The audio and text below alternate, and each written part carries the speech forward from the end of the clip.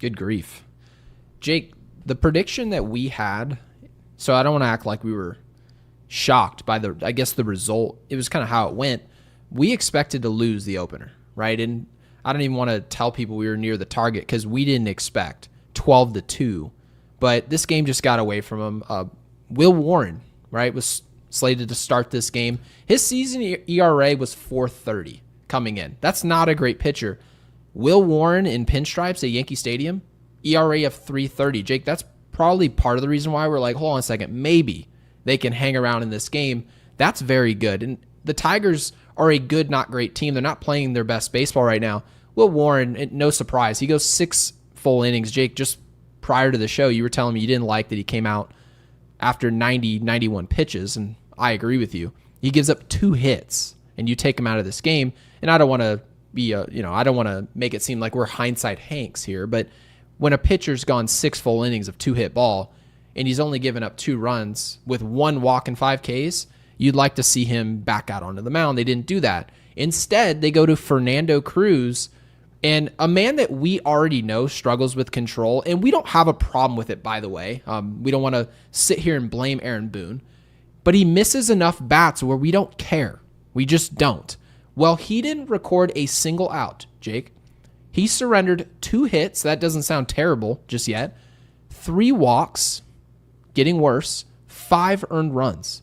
Then he passes the baton to Mark Leiter Jr., who absolutely stinks, by the way.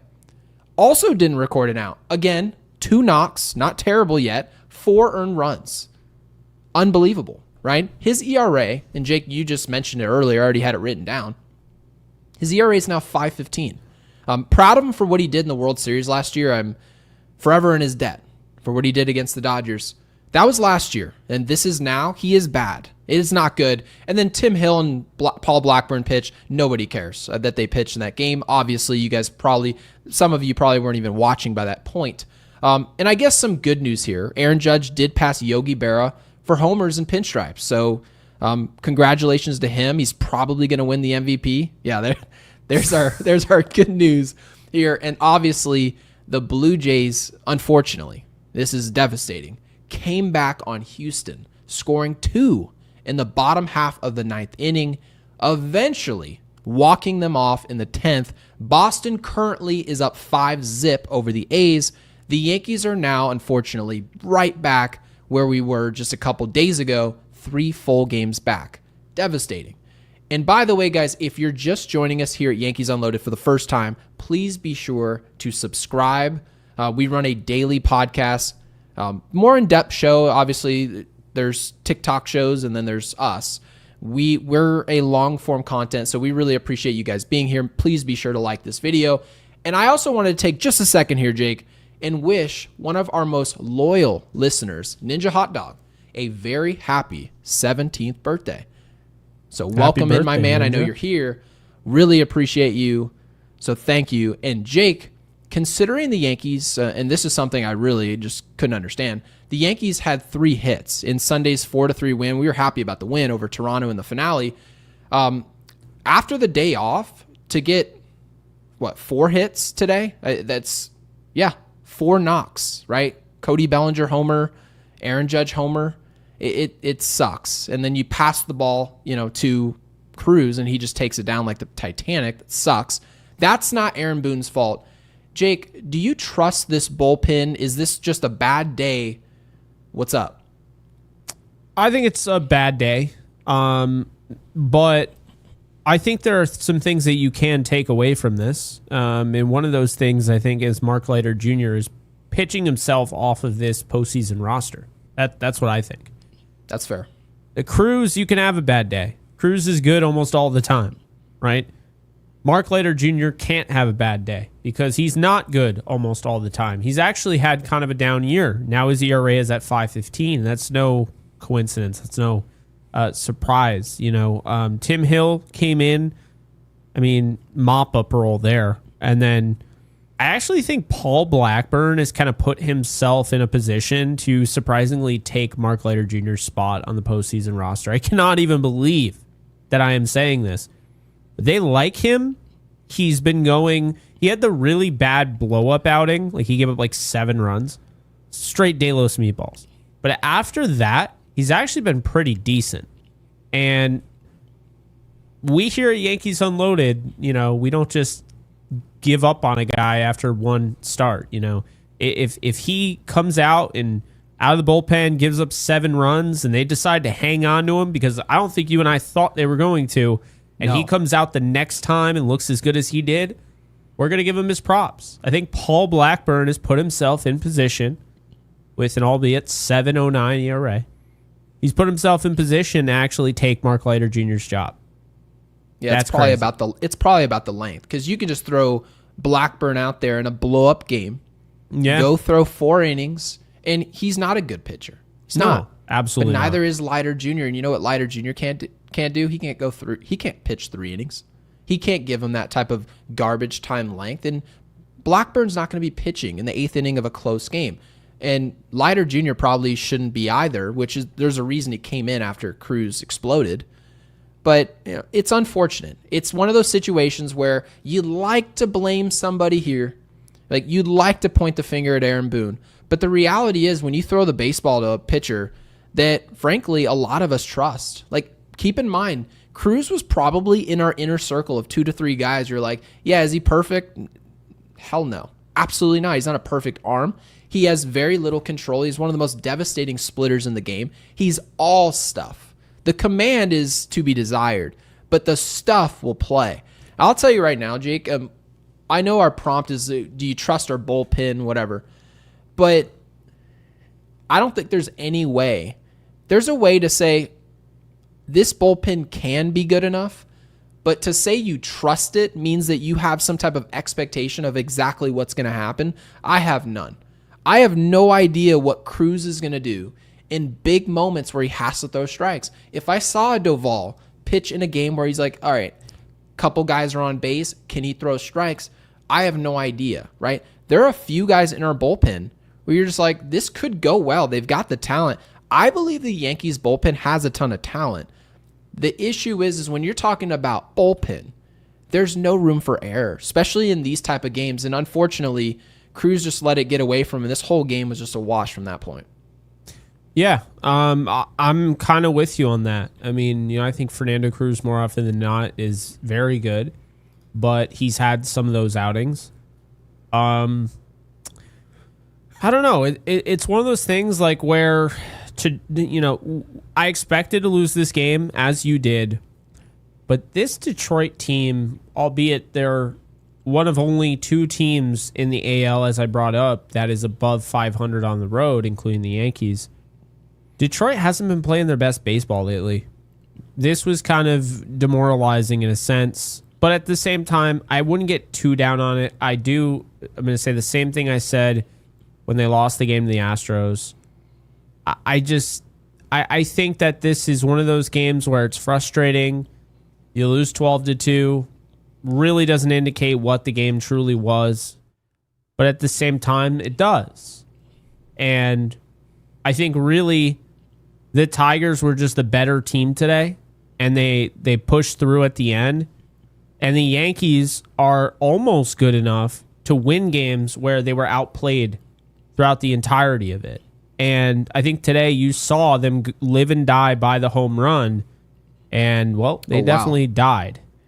Can we actually talk about the Will Warren thing? Because I know I dabbled with it. I tried to talk about it. I was so furious when they took him out. Let's take a moment. Will Warren, I want to make sure I get this exactly correct. Will Warren, how many pitches did he throw? 91. He threw 91 pitches, 59 strikes. Why? And that's an immaculate inning from, pitching another inning. I'm not saying he would have that, but here's the deal. When you go into a game, you don't have to give relievers clean innings. That's why they're called relief. They relieve you of your duties. They don't have to show up cookie cutter.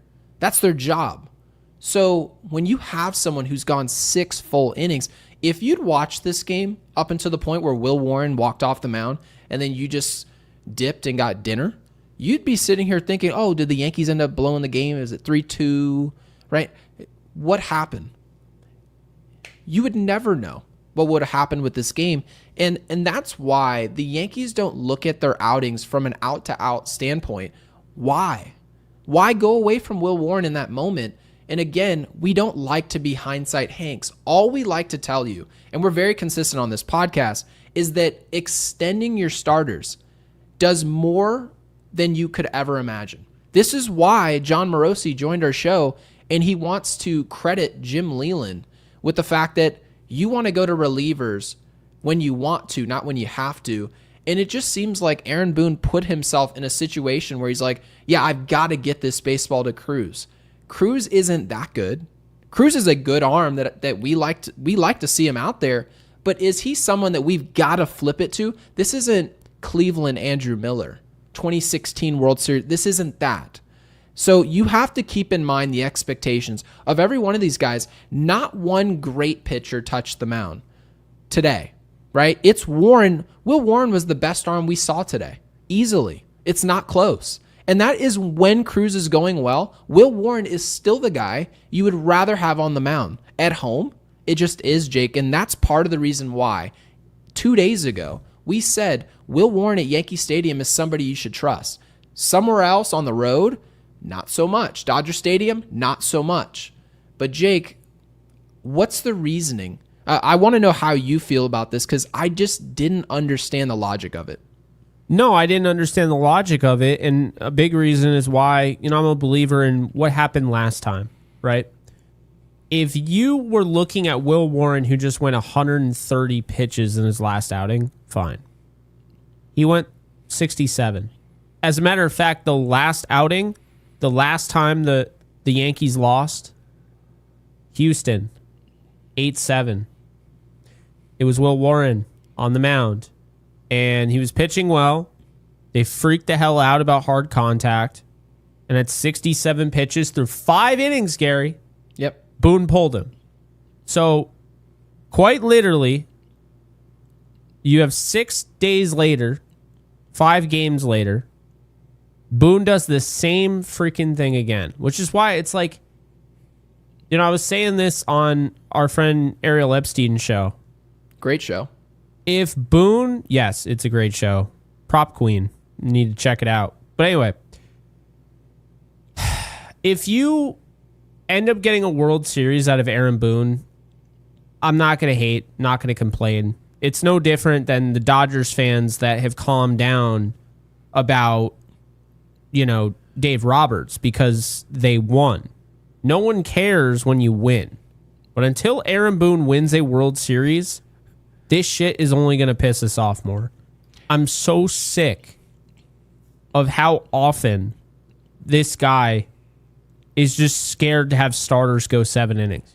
Didn't you say, though, in Will Warren's last start that he was surrendering hard contact? So he made a judgment call that this hard contact eventually is going to lead to crooked numbers. We've got to get him off the mound. See, when I see that tracks to me. It does. It tracks. Is it ideal? No. Should you always panic every time there's hard contact? Does it mean literally that there's going to be hard contact afterwards? No. But it could be an indication of something much worse, and then you get that player off the mound. Will Warren wasn't surrendering hard contact tonight. He just wasn't. So essentially what you did was very similar to what you saw earlier in the year. Aaron Boone would say, the one issue with Will Warren, and this is the one problem I have, and this wasn't really him complaining about him. It was really constructive criticism. He's like, Will Warren needs to build some confidence. And then we started talking about, well, how are you going to build confidence when you just yank a player off the mound any side of trouble at all?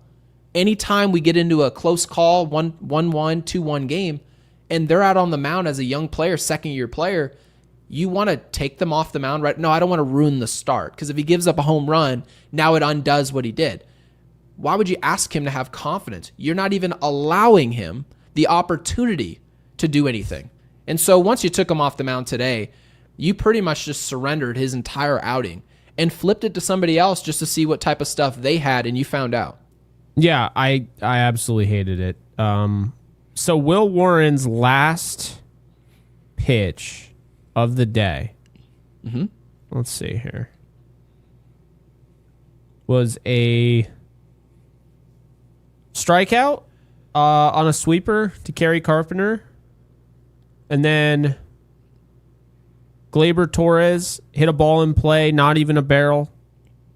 And on a high note, huh? Colt Keith, 82 off the bat. But maybe he was talking about the inning before. We'll do that. Struck out Trey Sweeney on a changeup. Dylan Dingler, not a barrel, 92 off the bat in play, out. Let's see here. Parker Meadows put that in play, not a barrel. Do you see what we're getting at, guys? Like, I mean, there was no indication whatsoever that the Tigers were knocking on the door at all with Will Warren. No. And so really all you did was say, oh, he gave us 6 full. Well, you just mentioned 91 pitches. That was the key there. And you obviously made the joke about an immaculate inning. He could have squeezed another inning. Who's to say Will Warren couldn't have gone 105 pitches and just thrown the 7th? What's wrong with that? And you also mentioned the context, by the way, which I wouldn't have noticed. That start against Houston, where he threw 67 pitches, I believe the number was. 67 pitches. And then 5 days later, you can't be trusted to pitch one more inning or go out there with the attempt. If you get in trouble, walk the leadoff batter, we'll take you off the field. It's that simple. But he threw 12 in his last inning. You couldn't have given him 12 more pitches in the 7th. Exactly, Gary. It's literally everything we said. I want to know what the reason was, because we already know our judgment was that Aaron Boone and any close game, which, by the way, there are a lot of people in our comments who are saying, I don't trust this team in October, right? I don't trust this bullpen in October. I don't trust the offense in October. Whatever your answer is. My biggest thing is, are the Yankees going to throw the right guy? Are they going to use players when they need them, or are they just going to say, we're in trouble, let's throw out the next guy, and then the next best option? Because you can't pitch that way. That's part of the reason why I wanted to bring up what Morosi said about Leland. Yeah. Saying that, hey, you need to be proactive with what you're doing, proactive about your starters' outs and their pitch counts, and making sure that they get as deep into the game as physically possible. We don't do that here in New York. And is it going to be our demise? I'm not sure. I'm not sure even if they were doing this, it would be enough in October. But I would certainly think this isn't helping at all. Yeah, I don't know. I'm really just sick of it with Boone. The reason why, Gary, it's very simple, is that Boone, and you talk about this all the time, the plan. That wasn't the plan. We had a plan. This is the plan. The plan, that's the problem, is he went into today. It doesn't matter if Will Warren is pitching a no-hitter. He was taking him out in the 6th inning if he had around 90 pitches. Yeah. That was the plan coming in. And is it stupid? Absolutely. It's beyond stupid. But it's also frustrating because, again, like, Aaron Boone is a 3rd generation big leaguer, okay? Yep. He has no feel. How do you have no feel for the game of baseball when you're a 3rd generation big leaguer and literally your entire life you've been surrounded by nothing but baseball? That's what I don't understand. How? He made his debut in 1997. So I just don't get it. For those of you thinking that Boone hasn't seen the type of baseball we're essentially saying we would like to see. We're not telling you guys, this isn't rocket science. This isn't something that Yankees Unloaded and Jake and I concocted together and we're like, here's our formula. No, this is a criteria that has been used forever. Hey, throw the starter out there. If they're struggling to hit him, are we doing them a favor by taking, it's as simple as this. If we take Will Warren off the mound, 6 innings, 2 hits, is that helping them or hurting them? It is helping the Tigers offense. And obviously, you brought him out there. It's just another variable. Again, I trust Cruz. I do. Once he gets back out there on the mound, I have no problem with him. High leverage, low leverage, I don't care. I don't mind it. It's just the timing of when you did it didn't make sense. Would he have gone out there and probably blown the game anyways? Sure. But this is more about Yankees starting pitching because we're going to see this down the road in October where all of a sudden you see a Carlos Rodon who surrenders 0 hits through 4-5 innings. And all of a sudden you see him surrender a hit and a walk. He squeezes out of it and they're like, all right, let's call the start there at 89 pitches. Go to the first guy out the bullpen. That's not the right way to play baseball. It's not smart. I don't know if it's analytical. The analytics, I don't know how they could point to this being smart, but clearly they must be. Yeah, it's incredibly frustrating, Gary. It really is. And again, it's frustrating because the way we look at it, it's very simple. We look at it from a standpoint of we are letting things go as they go, right? We are reacting to what happens. Okay, yes. I might not be Anthony Volpe's biggest fan, but if Volpe hits 4 home runs in a game, we're going to talk about it and we're going to react because he hit 4 home runs. We're not planning our show like, yeah, Volpe sucks, so we'll just put it in an 0 for 5 and just get ready and put it in the fucking show plan. No. People get upset when we want to talk about the present. That's essentially all we're asking him to do as far as managing. Look at what's happening and then do whatever's happening. Respond to it. The Yankees don't have any human-like responses. If you look at this, it seems like this was already punched in the calculator before the game. You mentioned it. He was coming out right away. And he was. It's despicable. The worst way to ever run a team. That's just not a manager. Like, yeah, well, we've all seen bad managers, so I guess that could be it. We're in NFL season, right? Now the NFL season started. So, in case you guys at home don't know, the offensive coordinator, the offensive play caller, right, for any team, scripts the first 15 plays of the game. Already determined, like Aaron Boone determines who gets taken out. Now, I want you to think of it like this. Imagine if that same play caller was like, we have the first 75 plays, and he never adjusted. All he did was stick to his game plan. Yes, a game plan can be, set in stone and whatnot, but for the most part, it's tailored around what another team's doing, and you're going to adapt. But instead, let's just think of it in terms of Aaron Boone. This is how ridiculous it is to not be able and be willing to change your plan. Is that basically in the NFL, they have 15 scripted plays on offense. After the 15, they are now playing based on the game. They're calling based. It's a chess match. It's 100% fluid. They're playing cover 2. We can't throw the ball deep. Okay, great. Yep. Let's throw it underneath. That's what a lot of people think. Oh, I could be a coordinator. Well, no, you have to learn how to adjust. What type of defense are you looking at? How do you defeat it? Because all NFL defenses, as fast as they are, as ridiculous as it is, there's holes in all of it. You can figure it out. Look at Tom Brady. Not the most talented football player ever, probably the smartest. Could always find the hole in a cover 3, cover 4, right? Cover 2 sink. Doesn't matter what the coverage is. And you just read and react. The Yankees do not read. They do not react. This is why a lot of former players will complain that it's so analytical. No matter how I play, that guy's going to play instead because they determined that already. So obviously it sucks. Apex, he's probably got you beat for biggest Volpe fan. Apex with the 2 says Volpe has naked pics of Boone and Cashman. I don't know what else.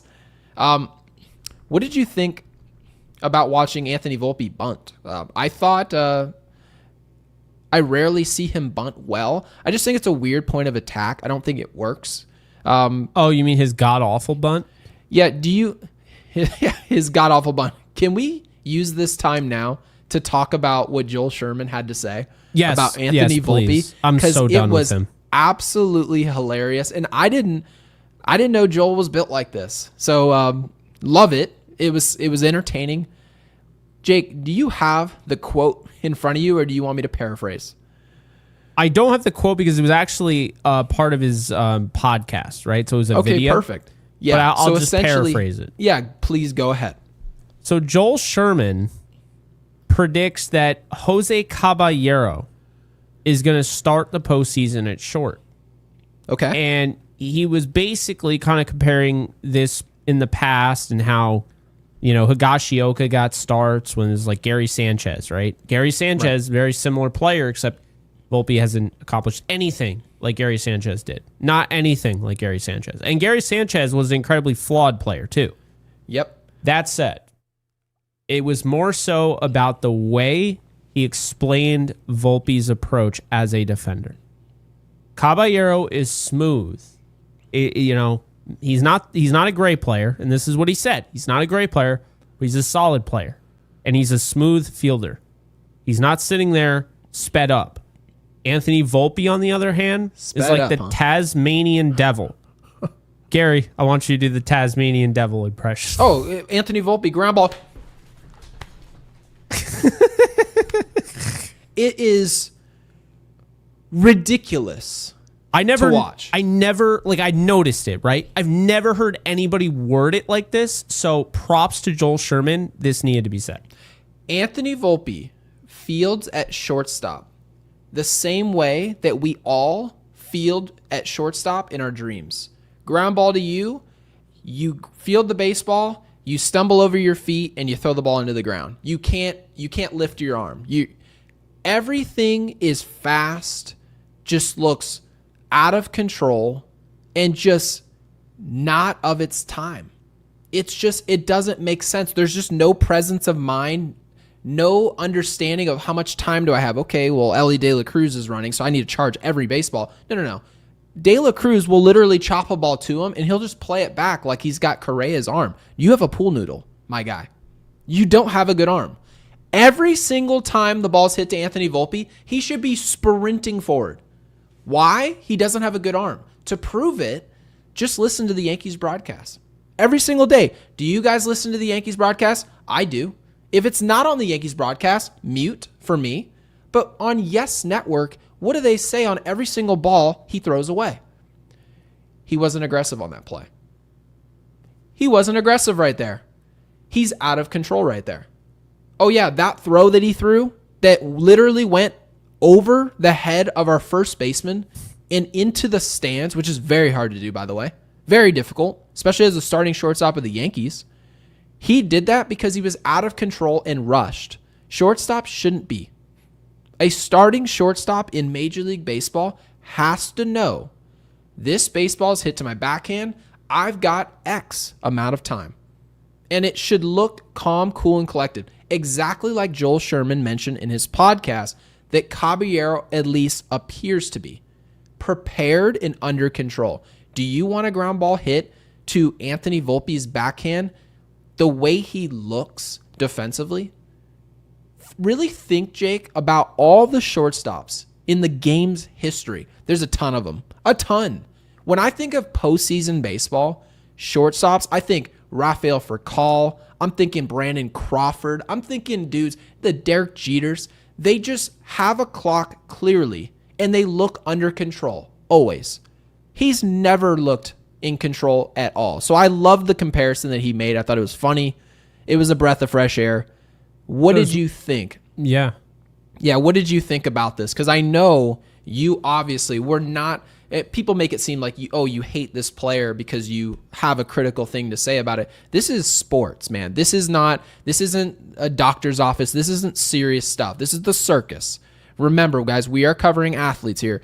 Jake, what did you think about this comparison? Because I thought it was absolutely just downright hysterical.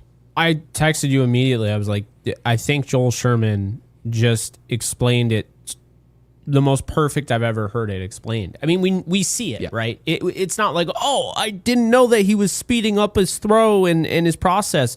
No, I knew that. But it's like when somebody explains something, it's like the glass shatters in your brain and you're like, oh, that's a way to look at it. That's actually a really good point. And then you start to see and you're like, that's really the difference. That is the difference. And then he doesn't have a good arm. And it wasn't good before the injury he suffered earlier in the year. I think it's gotten worse, to be honest with you. I have no idea. Truthfully, I have no idea about the injury. Technically could be bothering him. We're not sure. They wouldn't tell us even if we asked. Yeah, of course not. By the way, I do see in our comment section in our live, and by the way, guys, we will get caught up on all of these supers, so we really appreciate you guys. You're awesome, so thank you.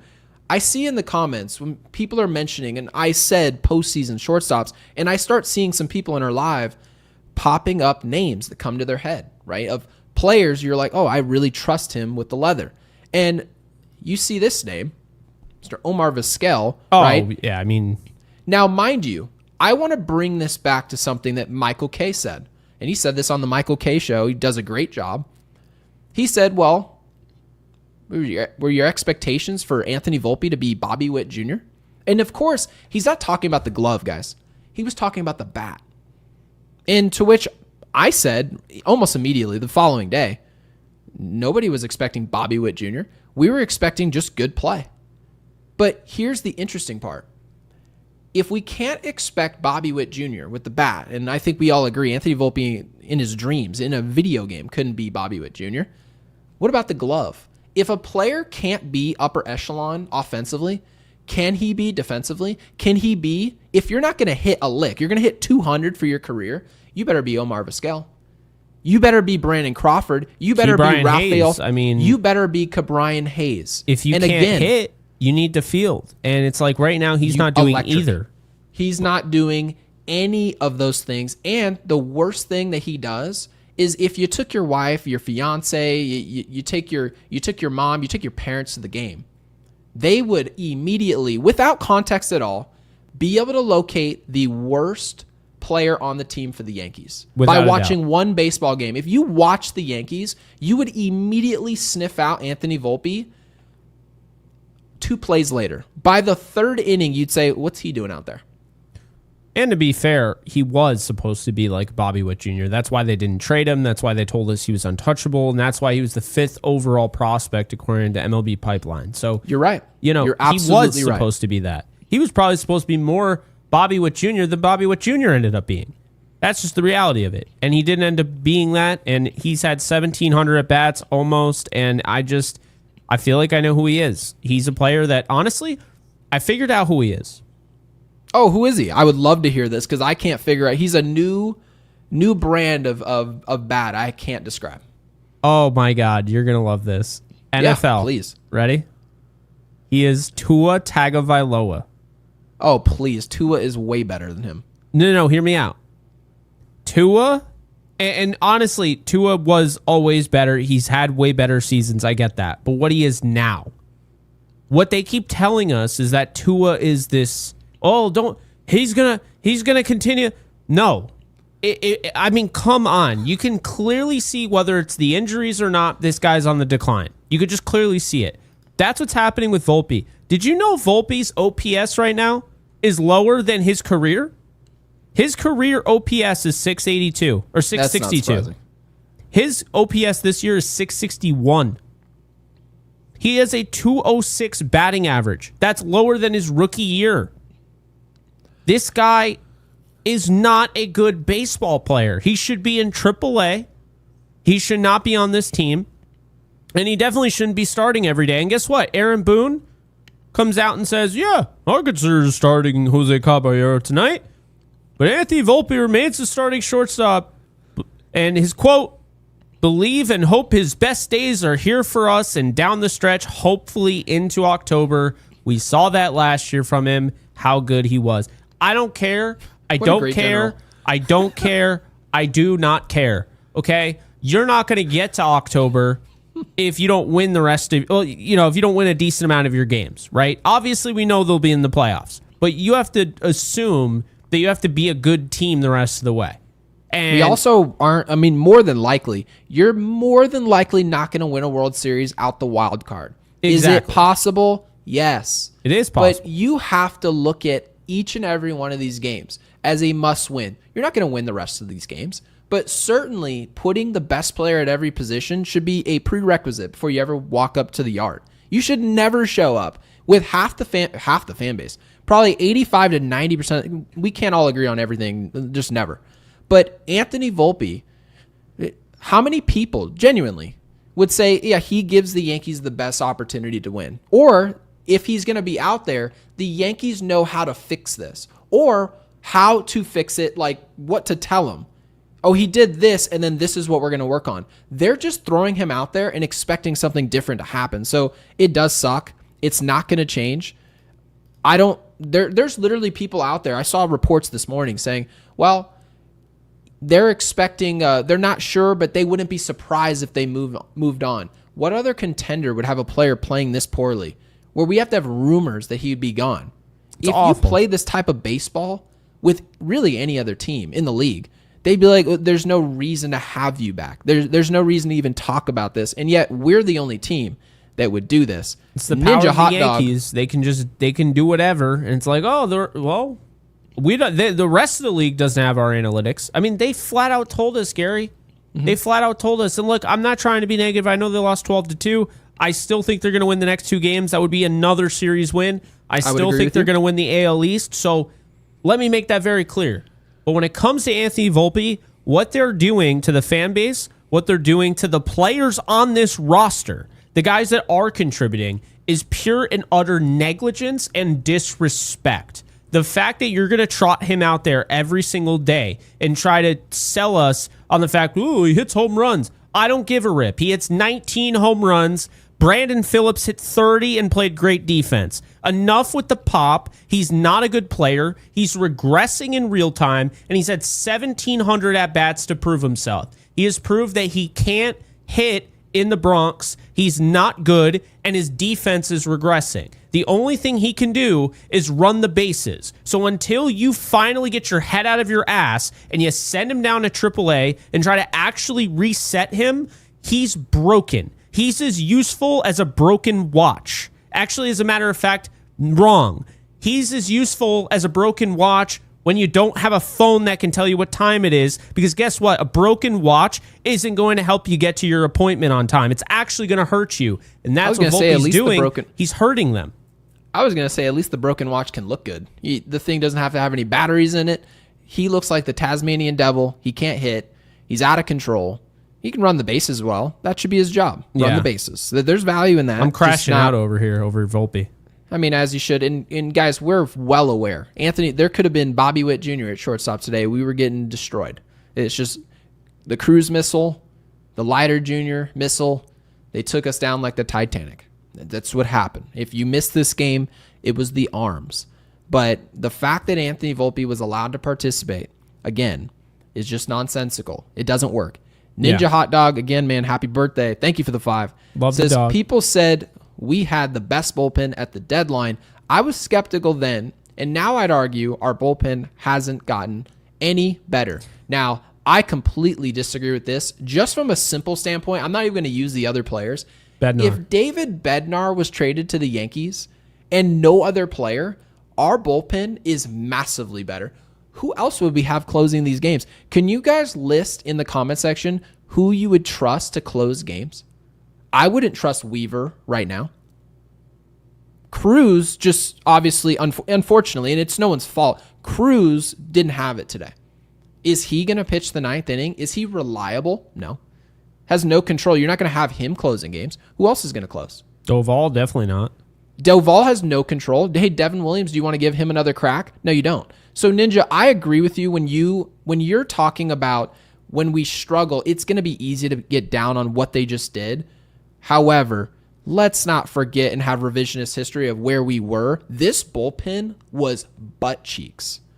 Before the deadline, garbage to the point where Jake and I bring on John Morosi. We bring on Nightingale. We're bringing on these different reporters, Randy Miller, and they're telling you guys, oh, yeah, they need multiple relievers. Oh, I expect them to get 2 relievers, maybe even 3.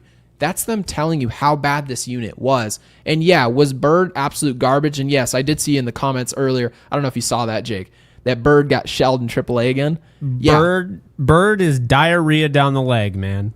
Like, it's just, he's not good at all. However, it is bad. David Bednar's presence alone makes this bullpen eons better than what it was before the deadline. And I'm not going to sit up here and just clap hooray for Brian Cashman for a job well done. Some of it was really good. Some of those moves were great. The Doval trade so far hasn't worked. The Bird trade hasn't worked. A few of the moves that he made didn't work, but it's still better. I'll defend us because our reaction to his deadline was very positive. It was. But I think it's important to remember something. A deadline reaction is an initial reaction. Mm-hmm. We're not ignorant to the fact that these guys have to then show it. And to be honest with you, Rosario never gets a chance to play. When he does, he rakes. Caballero doesn't even get that much of a chance to play. He's a good player or solid player. Slater has been on the IL more than he's been on the Yankees. We never see Slater. He's Ben Rortvet. Yeah, he doesn't exist. Right. I can't even. How many games did he start? Maybe 2. Yeah, 2. Doval is nothing like what I expected. I mean, I know he was, he was rowdy and definitely out of control, but like he wasn't like this bad. This is bad, but I'm still not out on him. I still think he's like a long-term project they can develop. Yep. Bednar is as advertised. Bird is, well, let's put it this way. My dad was right. Won't be the last time I can say that. I think our exact judgment on the Bird pickup was Flamethrower has the stuff. We've been looking for a guy who can throw 100, but obviously there's more to it than that. You're and still Matt a project for a reason. You're a project. 100 miles an hour directly down the middle, or that sweeper that we covered. Still, I haven't seen a sweeper more down the middle than that sweeper that we saw. And they were saying, mixer all day. That thing was God. If it was swung at, it was destroyed. It was destroyed. And we were rooting for it to work right away because of the stuff. But we also prefaced that statement by saying Bird was a long-term deal, right? You're talking about 2 years down the road. Hopefully Matt Blake can get that stuff under control and get results from it. By no means were we tossing the baseball to Bird in a championship series this year. That wasn't happening. He was a project that maybe if it works out early, then it does. But I had no problem with the deadline overall. Bullpen is better. It's just difficult to say that in a 12-2 loss. Bird shaved off that beard and lost everything. Well, according to your dad, he never had it because he was getting shelled. He technically, I remember you bringing up those numbers, and you were like, he almost seemed broken before he got here. He was getting shelled. The last 14 games he pitched in were very telling. And to me, this is honestly what bothers me the most about Brian Cashman. Mm-hmm. And I'll just leave it at Brian Cashman, not Aaron Boone. I've gone too much in Aaron Boone tonight. Brian Cashman, you get yours here. If I can go on Baseball Savant and see this, what are you doing with all your advanced analytics? How do you not see this? And that's the thing. I feel like the simple things that everyone can see. You know who Brian Cashman is like? He's like one of those guys that's doing like a power ranking. And I saw a bunch of really terrible NFL power rankings, but there was one in particular that had the Jacksonville Jaguars at 3. Well, I wish I wasn't drinking this water and drinking whatever they were drinking. Yeah. The point being is that there's always that one dude that likes to just do things different, goes against the grain. Brian Cashman will always be a guy, in his mind, he is smarter than you, me, Gary, anyone. He believes he's the smartest person in the room, in the state, in the region, on the planet. And that is how he goes about his business, and I honestly hate it.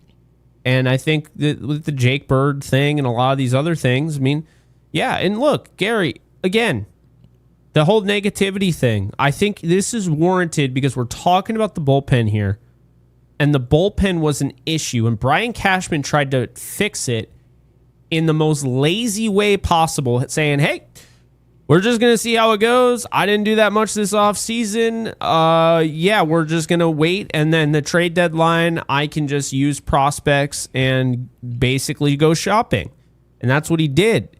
But it goes to show you... It's not a proactive way to go about your business. And it seems like their analytics is helping them find direction that it wasn't meant... The path that wasn't meant to be gone down. It just seems like...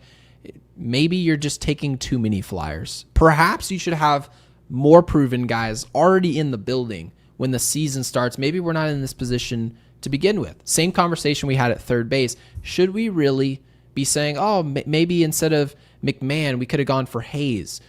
We should never be in that situation, bullpen or not. Never. You have to find better options in the winter. And then that way, when you go to the deadline, you make a deal. That's on top of a complete roster, or that roster that is mostly complete. has a couple pieces that you can plug and play, and it'll work out. The Yankees really revamped their bullpen. They really did. There's like 3 or 4 new names with new roles, different players pitching different innings, and now we're starting to see variance in results. Unfortunate. And Apex, I believe he's talking about Carlos Rodon's charity event. Apex with the 2 says, next time, no charity events on days off, please. Yeah, it looked like we were exhausted from the event. But obviously, cool event. Would love if we could actually hit a lick after it. But thank you, Apex. And Mark with the 2 says, glad I stopped watching at 2 to 2. See my tweet for voicemail reference later. Definitely will. Thank you, Mark. And Christoph with the 5. Appreciate it, Jake, with the subscribe button up top. Please make sure you guys like this video. There's 500 people in here. Should be damn 600 likes by now, but we appreciate it. Says with the 5, bad night for the pen. Not the end of the world. I completely agree. It happens. Worried about Judge's arm. I think we all are. Maybe playing hurt with the view of Tommy John surgery in the offseason. Should be healed. No. So, I'm not too worried about Aaron Judge's arm. I am right now, but long term, I'm not. And Jake, here's why. I think, and I'm never rooting for injuries, but just like earlier in the season when you said Jazz is playing terrible baseball, this injury, getting him off the field, is going to, there may be some positive here because maybe he'll do a little bit less when he shows back up. Jake, last year, you and I talked at depth about moving Aaron Judge in terms of volatility, moving him out of a demanding position like the outfield. We love him in right field. One of the game's best right fielders. The issue is he's now going into his 30s now. I believe Aaron Judge is 32, just to be accurate. 33, I think. He's 33 years old. Aaron Judge is 6'7", 282 pounds. Do I want to take him out of right field? No. Do I want to protect his bat more than I want him in right field? Yes. This injury could help them push him to first base, right?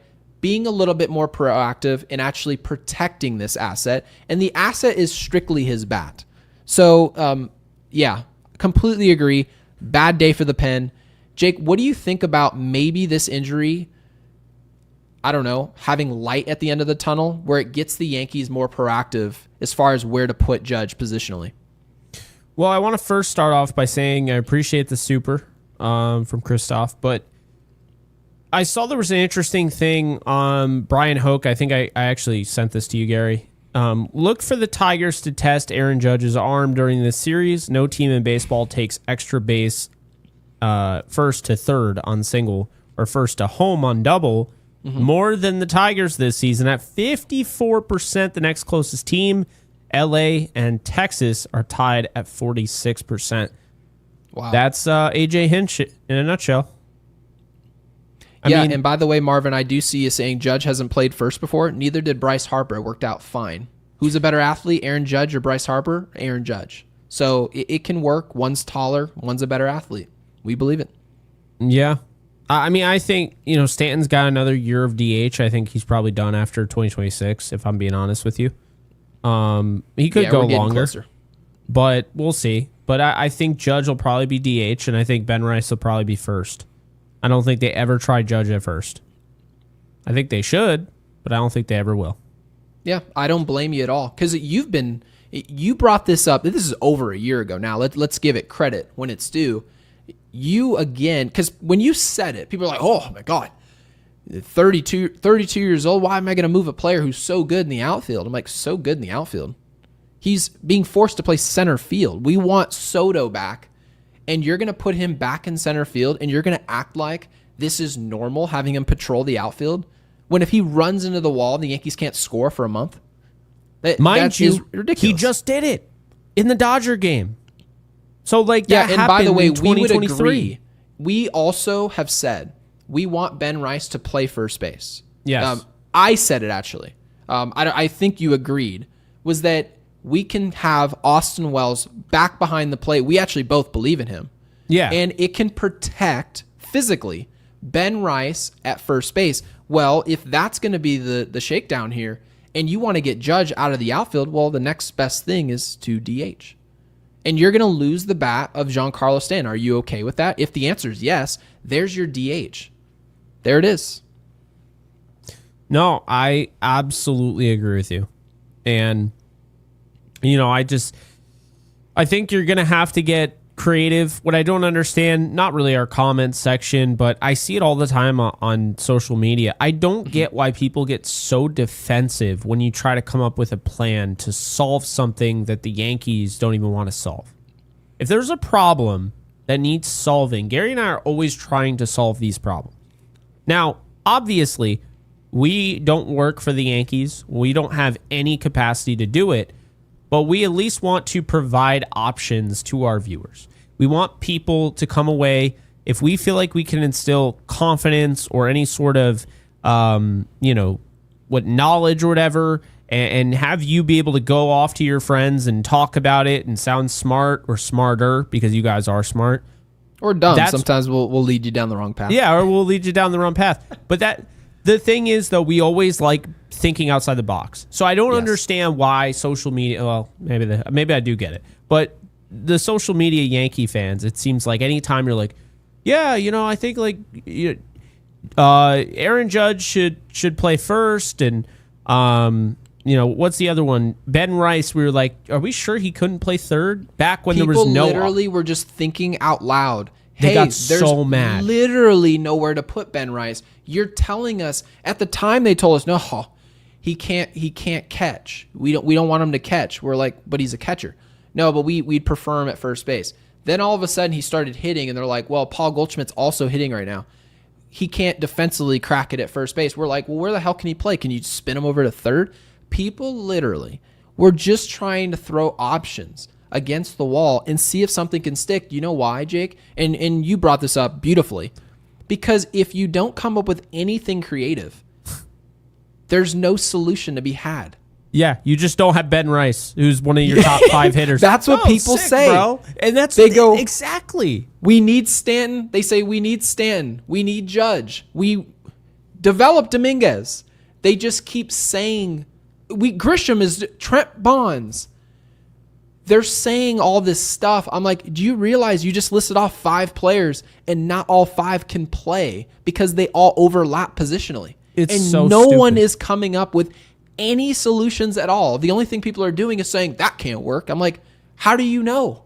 And then how do you Ben know Rice what someone can do? Second, moving just shortstop, and people are like, I can't believe you just said that. That's so offensive. Like people get so mad. And it's like, Jazz can't play shortstop. Are you kidding me? It's like, bruh, I'm just providing... I love this comment, by the way. Love this. So Jack Wagner, and again, this is something that didn't really work out, but I love the thought here. Jack says, remember when they threw Gary Sheffield at first without much preparation, then Ching-Ming Wong throws the ball laser and practically breaks my dad's thumb? But having said that, they didn't sit here and go, oh, can he do it? Oh, well, we're not going to try. According to Defensive War, they said my dad was the worst defensive player of all time. The worst defensive player we've ever seen any year ever since 1900. Now, having said all this... That's ridiculous. Of course. But, I mean, I don't really care. I guess the point is that you have to think outside the box if you want to get someone's bat into the lineup. And we do. So I just want to protect our assets, and you have to look at what is a certain player, what is his value? Is Aaron Judge valuable because of his glove? Is it because he's a great defender and a great hitter? Is that really why people travel to go see him play? Is that really the difference that he makes for the Yankees long-term over 162? The answer is no. If he hits in October, the Yankees are going to win. If he doesn't hit, the Yankees are going to lose. We're not going in October saying if Judge can really field it and pick it out in right field, we're going to be good. No. Not one person in the history of this podcast has ever said that. No. So I just want people to be proactive and don't be afraid. Guys, this is for all of you listening to our podcast. Maybe these other podcasts and these on Twitter, you might be afraid and say, well, if I say the wrong thing, people are going to think it's horrible. Don't be afraid on this podcast to give your opinion, even if it's not just a single, up the middle, just some obvious take that all of us already knew. If you have ideas of what we can do, how we can kind of, I don't know, unlock our lineup and ways that we can tweak this team, fire him away, man. Fire him away. And Jake has just dropped our Discord in the comment section, I believe. So appreciate that, Jake. And I have, I'm experiencing what you normally experience. I have this fruit fly that keeps just landing on my hand. And oh, we all love the fruit flies. Yep. I never saw a fruit fly in my childhood, and they're just, I can never get rid of them now. And Daniel, hate him. Thank you for the 5, my man. Says, if I could go back to 03, I would have Wakefield strike out, Aaron Boone. I completely agree. We didn't win the World Series anyway. So, oof. I wouldn't say that, but I definitely would, because I made the assumption I don't think Aaron Boone gets the job without it. I don't. And I'm not telling you like, oh, this is like you were grandfathered into this. None of that crap. But do I think it had a major impact? I do. It leaves a good taste in your mouth. You're a part of winning. And Yankees fans love winning. So when you're a part of that, it leads you down this road. And I like Aaron Boone, the guy. But yeah, I do too. But I don't. It's not just Boone. It's this entire network of goons that all led to the decision to pull Will Warren and just get the ball rolling down the road. It never stopped from there. And Scott Ross with the 5 says Volpe failed a bunt, completely changed the tenure of the game. Tenor, never seen tenor before. He doesn't do a single thing well. Not true, Scott. He does run the bases well. Don't say base running because he doesn't get on base. Well, I already did. Appreciate it, Scott. Yeah, he doesn't get on base. I believe his on base is what, Jake? 260? 275? It's 268, I believe. 268. 267. So yeah, Scott, you're absolutely 267. You're on the money. He doesn't get on base. Maybe that's why he's trying to bunt, get on any means necessary. And I did see some people in the comments saying he needs to learn how to bunt. A-Rod did say that. He did mention that bunting should be something that he works on, but I don't want to see you work on it in a game. It's not getting better. This is something you should be working on in spring training, in the off season. I don't want to see you pull it out in a pennant race. No, I don't. Feels like it goes without saying. I don't want to see Anthony Volpe, period. Like, I want him in AAA yesterday. Like, That's fair. I'm over this, man.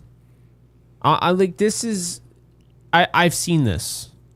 Like, trust me, I've watched some bad teams.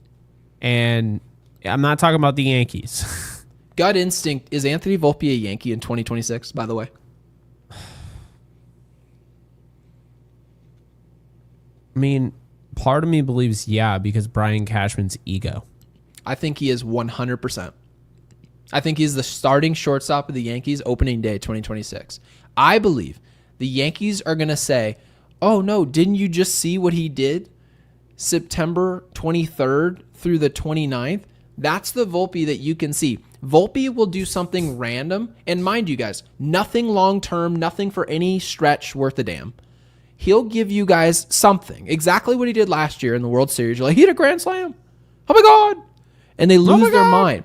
And they acted like we were watching like Joe Carter. I know. They 286 in the World Series. Hey, I'm gonna give you props for that. I will. But at the same time, how many games did we play? Not the World Series, in the postseason. I think it was 286. My biggest thing though is, while that's nice, you aren't a starter. You don't hit like that during the season. So maybe I'll just play you in October if that's all you can hit. But why do I have to play you now? You're terrible. Like, I mean, I'm just being honest here.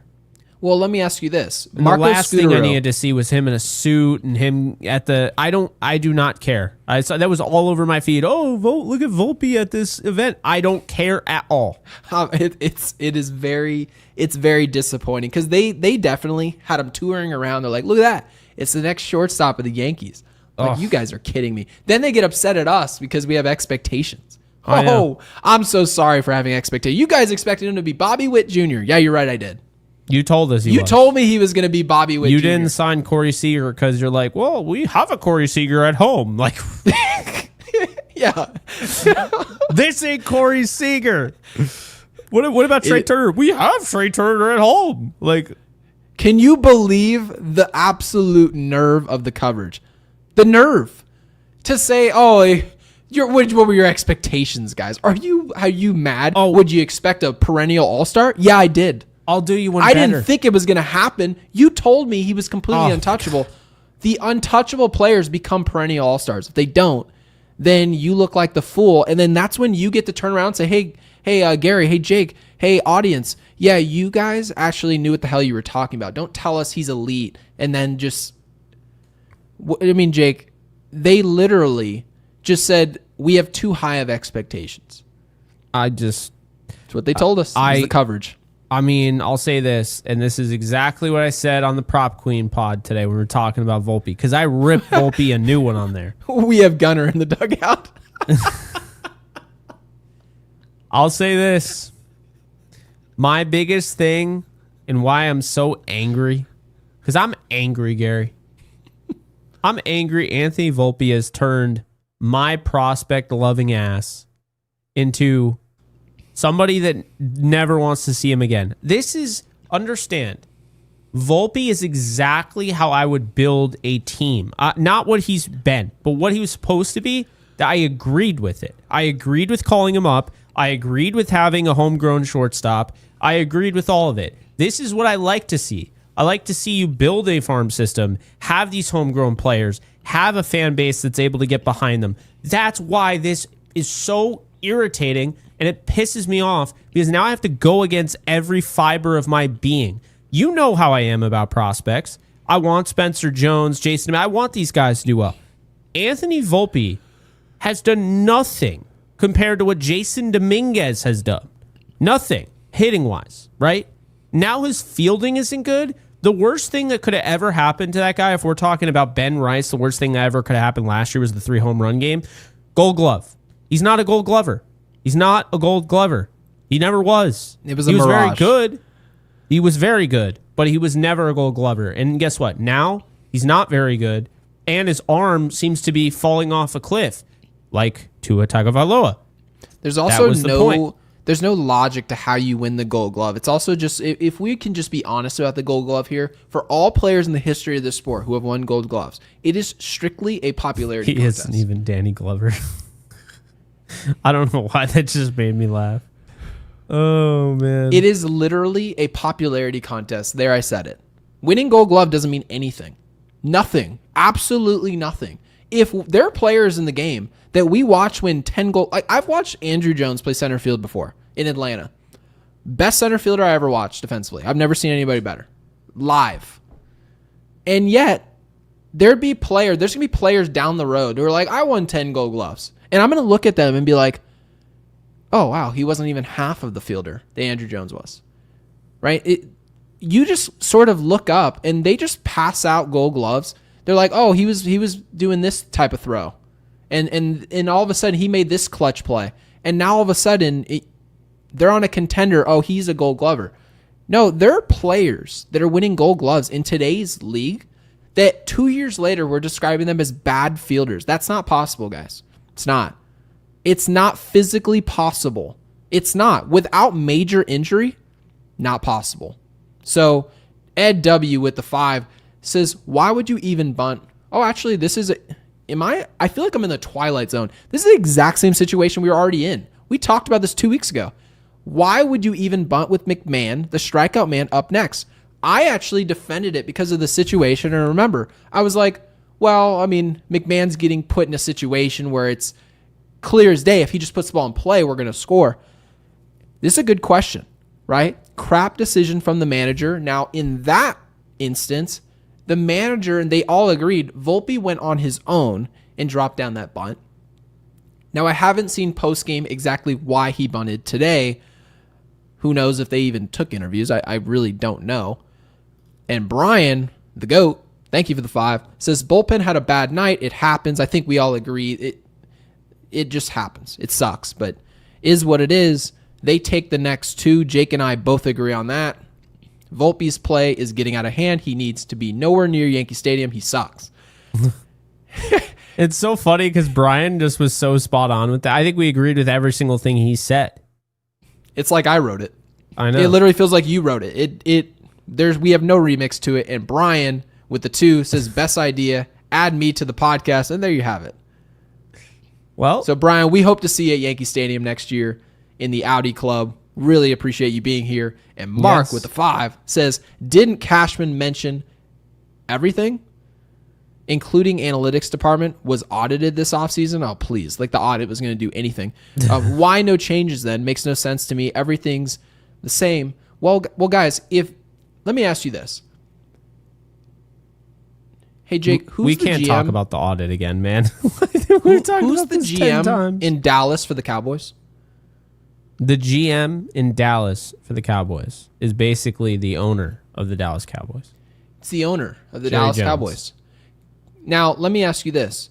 Would you trust if Jerry Jones told you, we're going to run an audit on our entire program, what would you think would come of it? Nothing. Absolutely nothing. You know why? Because he's the judge, jury, and executioner. That's why, Mark. You ran an audit of yourself, and guess what?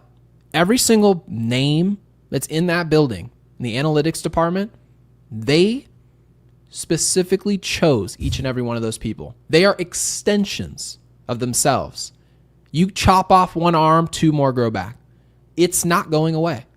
So That was a this waste whole of idea time. that it was a waste of time. They just wasted, I don't know if they spent any money on it. I don't know if they had a couple of college age interns run That the did- audit. I don't know what they did. That made as much of a difference as, do you remember when the Lakers fans gathered outside of Staples Center and was just like, you need to get players. There was also a march out front of Staples Center when they changed it. And they're like, no, change it back to Staples Center. I'm like, guys, it's a sponsorship. It's not changing. Waste of time and resources. Always a waste of time and resources. So, Mark, they ran an audit on themselves and whoop-dee. They didn't come up with anything. So we really appreciate, Jake and I both appreciate the super.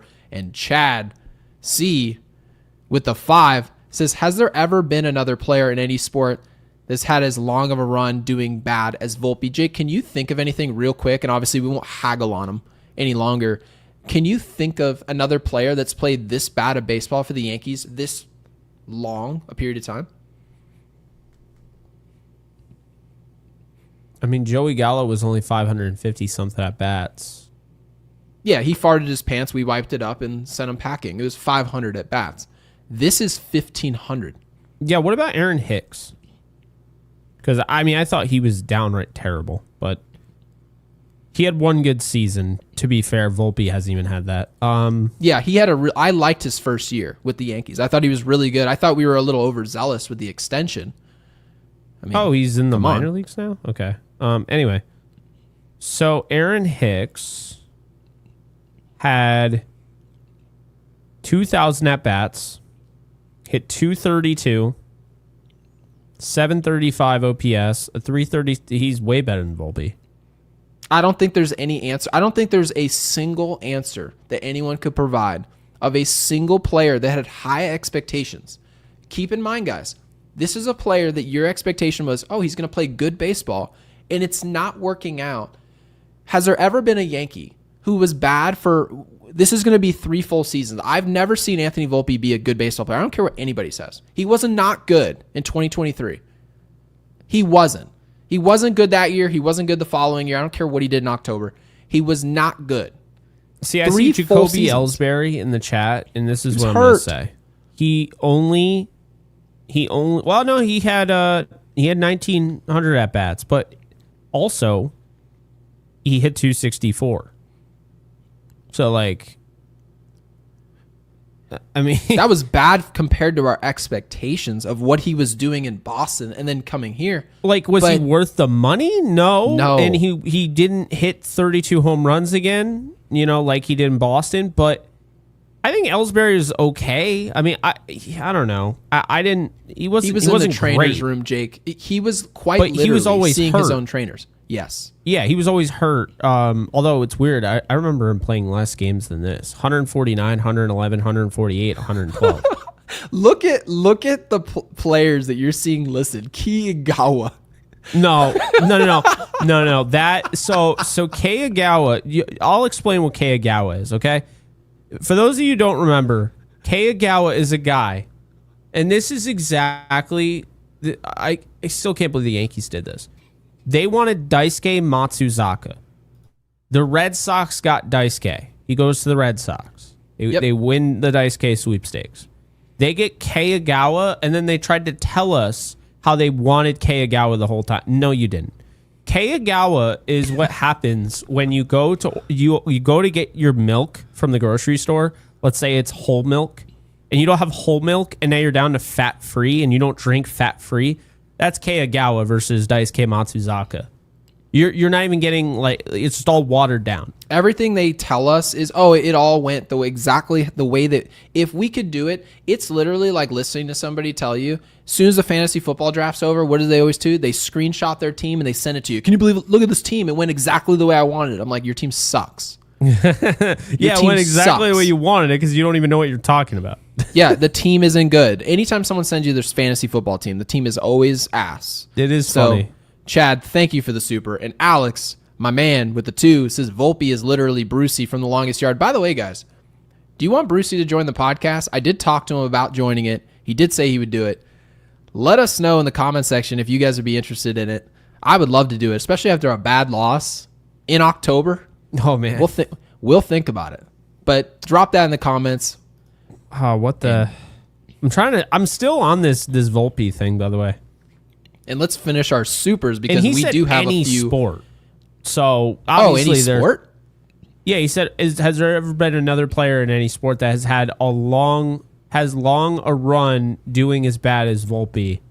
I'd probably say,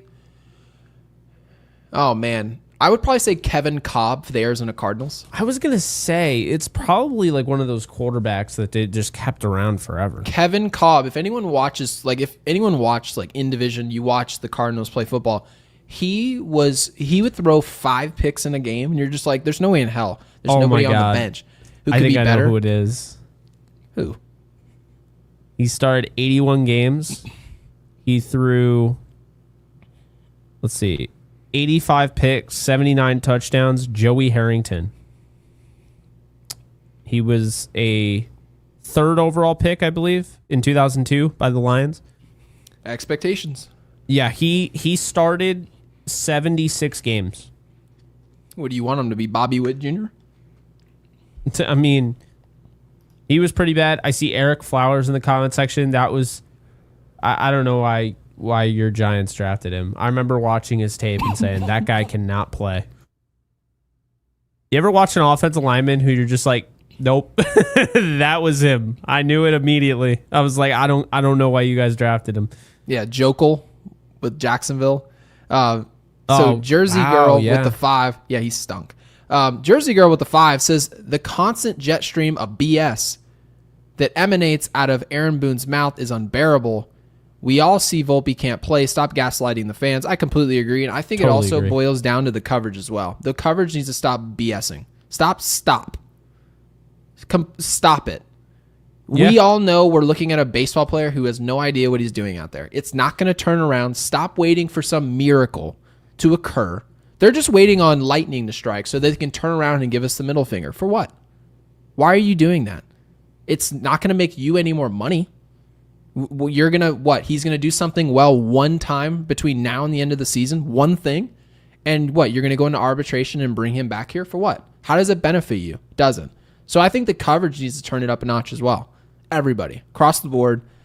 And Ronnie, with the 10, says, I'm sending wordless super chats the rest of the season. Got nothing else to say about this limp-wristed team. Damn, Ronnie with the bomb. Appreciate you, Ronnie. All right, I'm going to say I kind of like Vince Young. Vince Young is Anthony Volpe. There we go. Okay. Third overall pick in 2006. Yeah. Because he started 50 games. See, people say Daniel Jones, and I push back. I think Daniel Jones is better than people give him credit for. won a playoff game, like as a starting quarterback and everything. We're talking about guys that had more interceptions than touchdowns. That has to be, because that's what Volpe is. He has more errors than, So I would probably I guess you could say Anthony Volpe hit 286 in October. There's his run. Now, getting to the Super Bowl and or winning a playoff game and all that, as a quarterback, it's not like the quarterback's the only player who plays. So it's like, I don't know. I do feel like a quarterback can be drafted with expectations, with a contract, go out and win one football game. And that is kind of similar to what Volpe did last October. Volpe looked like a pretty decent player there for a couple weeks. And then it stopped right then and there. Wasn't good before that. Wasn't any good after that. At no point on either side of the fence. G Nuts just said Johnny Manziel. Oh, boy. He didn't even start that many games, though. Didn't Johnny Manziel only start like 12 games in his career?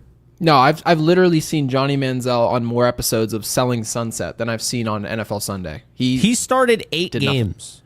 Nothing. Yeah. He was here for a weekend. No, I would say like Vince Young. Yeah, I would probably say Vince Young. I like that comparison. You get somebody you have too high of expectations of Volpe. That's what they I mean, Vince Young, didn't he won Offensive Rookie of the Year, and he had more interceptions than touchdowns. We're going with Vince Young. Yeah, so there's his Gold Glove. There's Vince Young's Gold Glove right there. Yep. And Lonely Satellite with the 5. He mentions the fruit flies, obviously Jake's favorite. It says, hey, fellas, fruit fly. SM bowl of apple. Oh, small bowl of apple cider vinegar. I've tried this. It works. With a dot of dish soap. Stinky but useful. Also, Zevo, plug in light zapper. Oh, trust me, Jake, you already know the zapper I've got. It's literally as big as my screen. Oh, dude, I have a Zevo somewhere. I gotta find it. But yeah. Yeah, it's awesome. So yeah, thank you for the super. Obviously love the picture. And Brian with the 2 says Jameis Winston absolutely sucked. Bucks fan here. Yeah. Yeah, I actually I like Jameis. I understand why people don't. I like the person. Well, no, but I mean, I think Jameis is supremely talented. Like, Jameis to me is like if Anthony Volpe was hitting like 30 home runs and having 30 errors, that's Jameis. But like Volpe has 19 home runs and 20 errors. I gotta go with Vince Young. By the way, Vince Young, fun fact, because fan voting is stupid and we should get rid of it, is a 2-time Pro Bowler. His best year, he was his rookie year, 12 touchdowns, 13 interceptions. Every other year, 9 touchdowns, 17 interceptions. Like, I don't know what people were doing. He also was on the cover of Madden. I did own that game. Michael McDonald's with the 2 says need to use cider vinegar and dish soap on Volpe. I read that ahead of time. I didn't even see Volpe at the end there. Yeah, we need to, I don't know what, they need to just waterlog him with something. They need to lock him in a small closet where there are no baseballs, gloves, or bats of any kind. It's literally the Dark Knight Rises. Throw him in the pit, make him come out of it, just revamp. And the sad part is about it, and this is the final thing, I'm going to say something positive about Volpe, and that'll be the last thing I say about him. I genuinely believe he has the talent to be good. I do too. The problem is that's not how this works. No. You can go to school and be the smartest kid there. If you don't apply yourself, you're a terrible student. Get the hell out. That's the way that life works. If you can't apply your God-given ability, you are not good at whatever that task is. And that's the way that any employer should view you. They should never look at you, maybe at the very beginning, right? First year, maybe first few months at a job. Someone can look at your raw ability, your talent, and they say, well, maybe we can shine it through here. The sun will come through the clouds. If you don't put it together, you should quite literally be looked at the same as someone who didn't have talent at all. And that's exactly where I think we are now. Will the Yankees pull the trigger this offseason that this is not working? Or are they going to go full revamp and say, no, we can fix this in year 4? I'm gonna guess that they will. Anthony Volpe will be right back here again. Really like the talent. Don't love obviously the arm talent. Think he should be at second base. Guess we'll see what happens. Yeah, and just an update on the Savant, because I'm going to bring that up real quick. If it loads. I don't know what's going on. Okay, yeah. So this is his Savant page. Gotta love the 2 batting run value there. Okay. 3 range. It's just not good. The chase rate, congrats. Base running, congrats. Speed, congrats. Everything else is just, yeah. Look at his picture. He's even flipping a ball out to right field. I love how you know that. I mean, you can tell. You clearly not pulling the ball. He never does. No, and I mean, that's because he's late on everything. That's just the reality of it. So we'll get to tomorrow's game, and then we'll do voicemails, and then call it a show. So tomorrow is Jack Flaherty Day. 4.85 ERA, 1.30 WHIP. No idea where. This should go well on paper. Yeah, no idea where Jack Flaherty went, but that's not the same Jack Flaherty that we were trying to acquire last year. Maybe the back issue did get to him. I don't know. Who knows? But he is a guy that's going to miss bats, strike out a lot.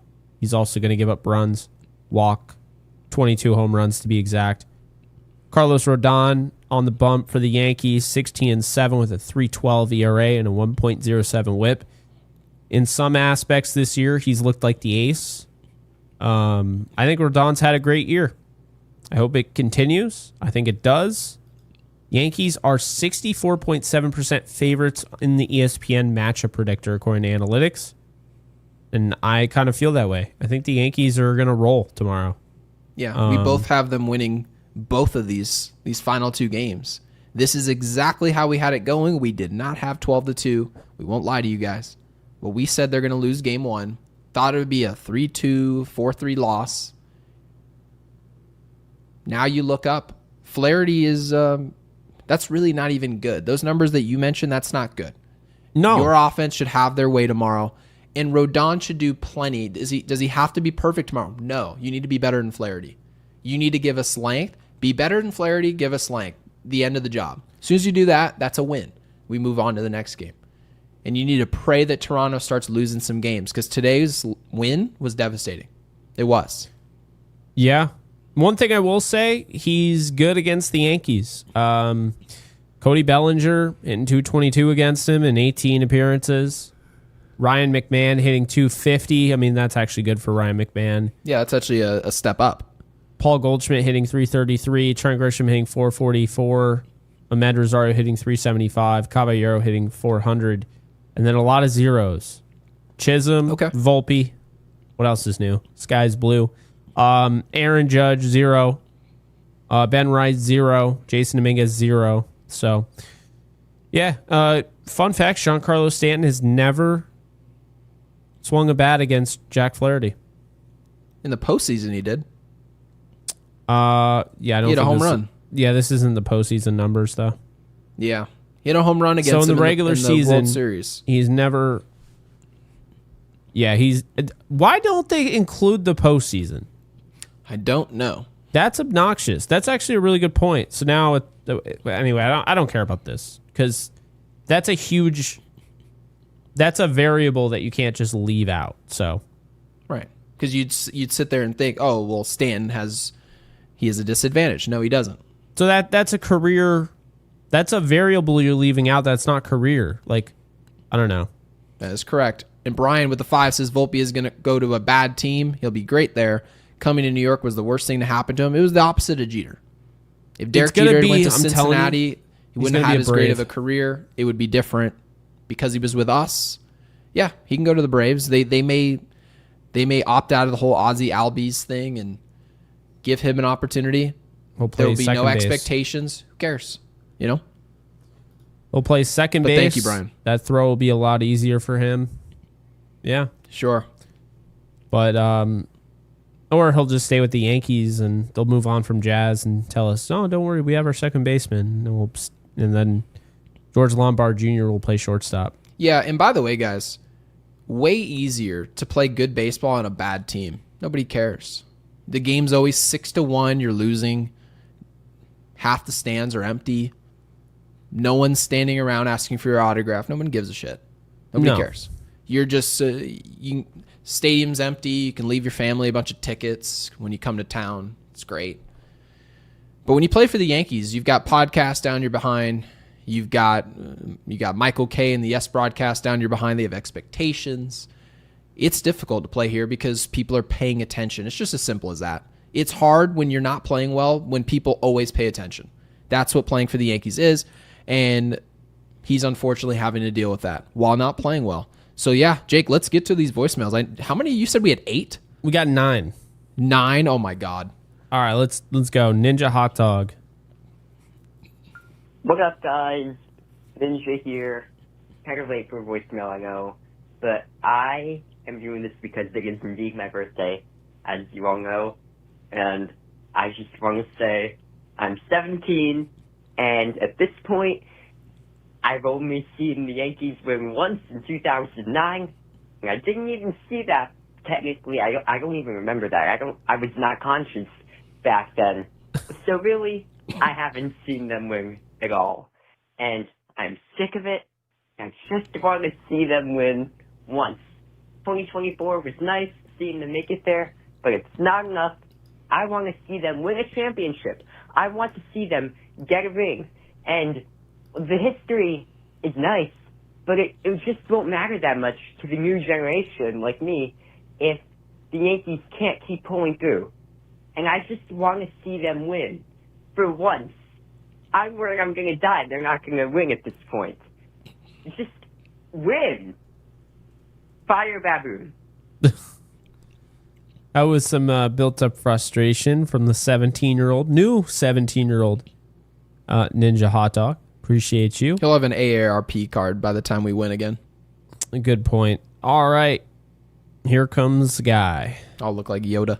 Hey, this is my pregame report and prediction done around 6 p.m. Eastern Standard Time. I see this game as a close game. I think this game we get a win after the 5th inning. Our bullpen does the job. No Williams, please. I can see Mize going 5 innings. I can see Warren also going 5. Neither pitcher gets a quality start tonight.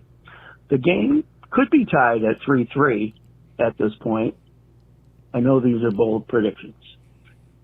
I could see Ben Rice and Aaron Judge getting big hits tonight. However, I see a low-scoring game. I hope we see Yarborough after Warren, hopefully for a couple innings. They should have done that. If someone's thinking, hey, save him for Schittler, he doesn't pitch until Thursday, so Yarb will be ready. On the offensive side, until the Yankees can prove they can hit again, I think the games are going to be low-scoring. The Yankees are batting only .209 in their last 10 games. So as a team, they're batting like Anthony Volpe's season. Speaking of Anthony Volpe, I can't believe he's in the lineup tonight. Is it too easy to predict that he's going to go 0 for 4 tonight? There's also a chance of a wide throw. They seem to be drifting on Ben and double clutching. I also thought Dominguez would play over Stanton tonight. Stanton looks like he needs another day off, and I don't believe he's gotten a hit off of Mize. I think he's like 0 for 7. 0 for Makes 3, little 2Ks. sense. Can't be analytics, and maybe it's just because he's Stanton. So I'm hoping the Yanks can break out tonight and score a lot more runs than 5. Jake, I know you were leaning toward the Yankees losing tonight, but I have the Yankees winning 5-3. Possibly maybe 5-4, but 5-3. All right.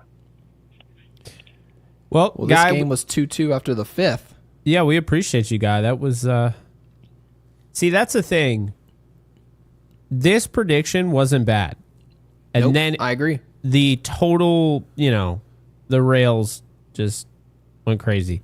Train went off the rails is what I'm trying to say. The rails went crazy isn't literate English. You guys can bully me in the comments for saying that. But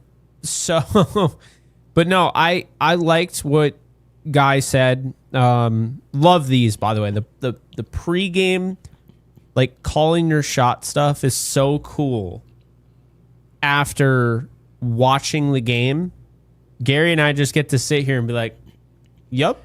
What you don't like how people do it with social media, where they just save all of the actual takes of what they think is going to happen because it hasn't already happened, and then they just say, "I can say after the fact what happened." No, I don't actually prefer that. I don't know like some that people one? are into that, but yeah, no, I'm actually not. But yeah, into this that. game was going exactly how Guy predicted it to go, 2-2. And you would expect the Yankees to have lost this game. Honestly, my prediction, if I had to make a prediction, I would assume we lost this game 4-2. That would have been my guess. Yankees offense, no shows. Maya's a good arm, not great, but good is enough to shut us down the way we're hitting. Obviously, Guy brought up some of the numbers. But yeah, it's our offense did no show. We were low scoring. It just was we were low scoring and they didn't get the memo. We got another one from Guy. The second one, Guy, don't worry, I saw your message. We will not play the third one. The second one. Do the Yankees have a chance to make the World Series? Yes, on paper versus the AL weakness, we definitely can. But it will come down to things like what we've seen all year from Baboon, the front office, the analytics, and the fundamentals. It's going to come down to managing. Okay, these Red Sox, Toronto, and us are really close. Are we going to get outmanaged, or our schedule, which is easier, going to allow us to win? I mean, you got to figure out who's playing, pitching, when they're coming in, things like that has been Baboon's weakness. Is Volpe going to make a key error in the playoffs? Because I think they're too stubborn not to play him. Are they going to be foolish enough to allow Devin Williams to blow a game in a high leverage situation? Because they continue to think and revert back to the constant pitcher, consistent, before he came to the Yankees. We blew like 12 games. I think he blew 8 of them. Yep. But yet 8. They keep going back to him. The front office and Cashman continue to try to prove the world they are smarter than everyone. The Dodgers said all you have to do is put the ball in play and they will lose. They came out this past offseason where they worked hard on fielding. They put that out in the media. They all intended on proving there. And after the first few weeks of the season, it went out the window.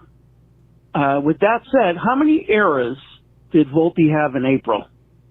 Drum roll, please. 0. 0 errors in April. So whatever happened in April didn't continue the rest of the year. All right, I'm out. Yeah, no, I think that's a lot. Love the Baboon comment.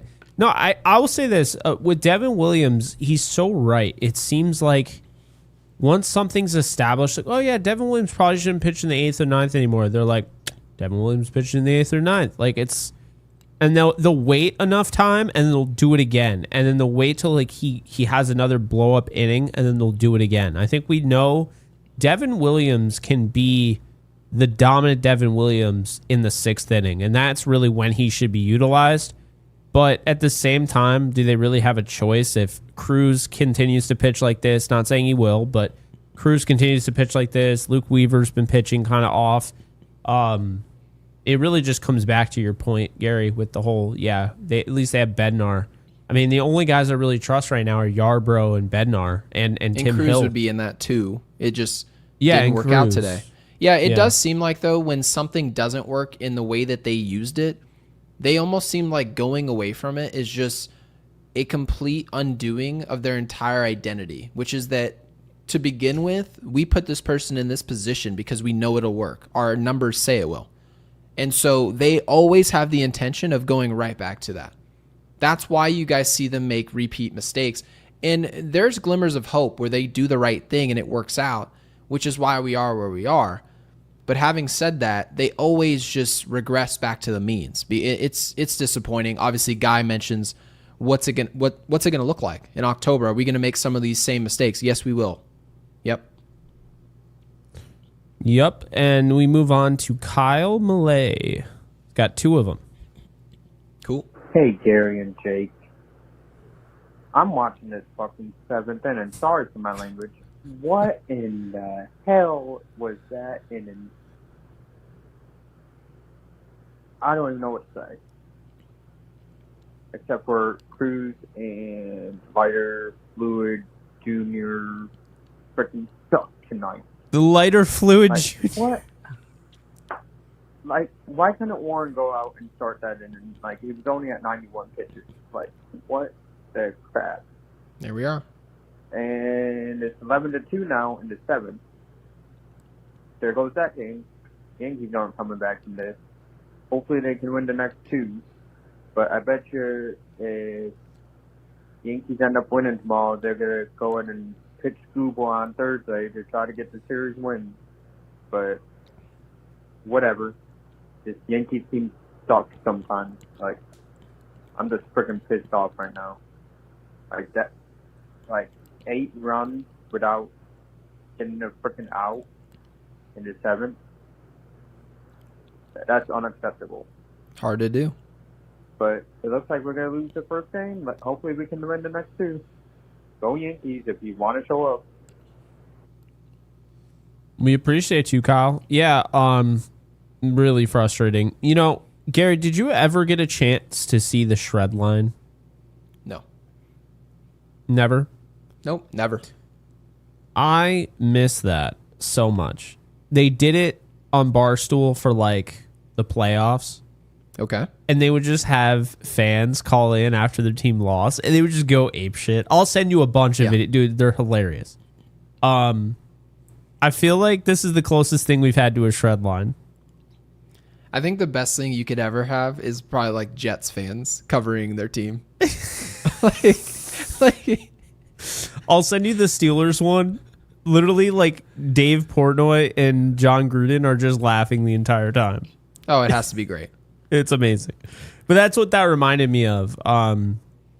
Kyle, it's so funny that was Kyle who was the first legitimate shred line, because Kyle has this like wholesome voice, and all of a sudden he was like just starts dropping the F-bomb and everything. I was like, hey, I'm here for it, you know? As long as you keep it clean, not really worried about words. Words aren't that bad, but like clean words, right? Yeah, Not what like the words mean. Yeah. Yeah, what the words mean, exactly. So, you know, yeah, we appreciate that. And Kyle has another one here. Hey guys, Kyle Moore here again.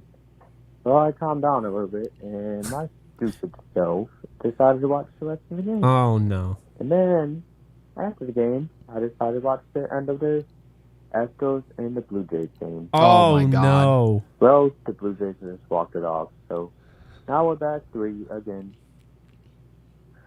Hopefully, the Yankees can make some smart moves tomorrow. Do not play Volpe.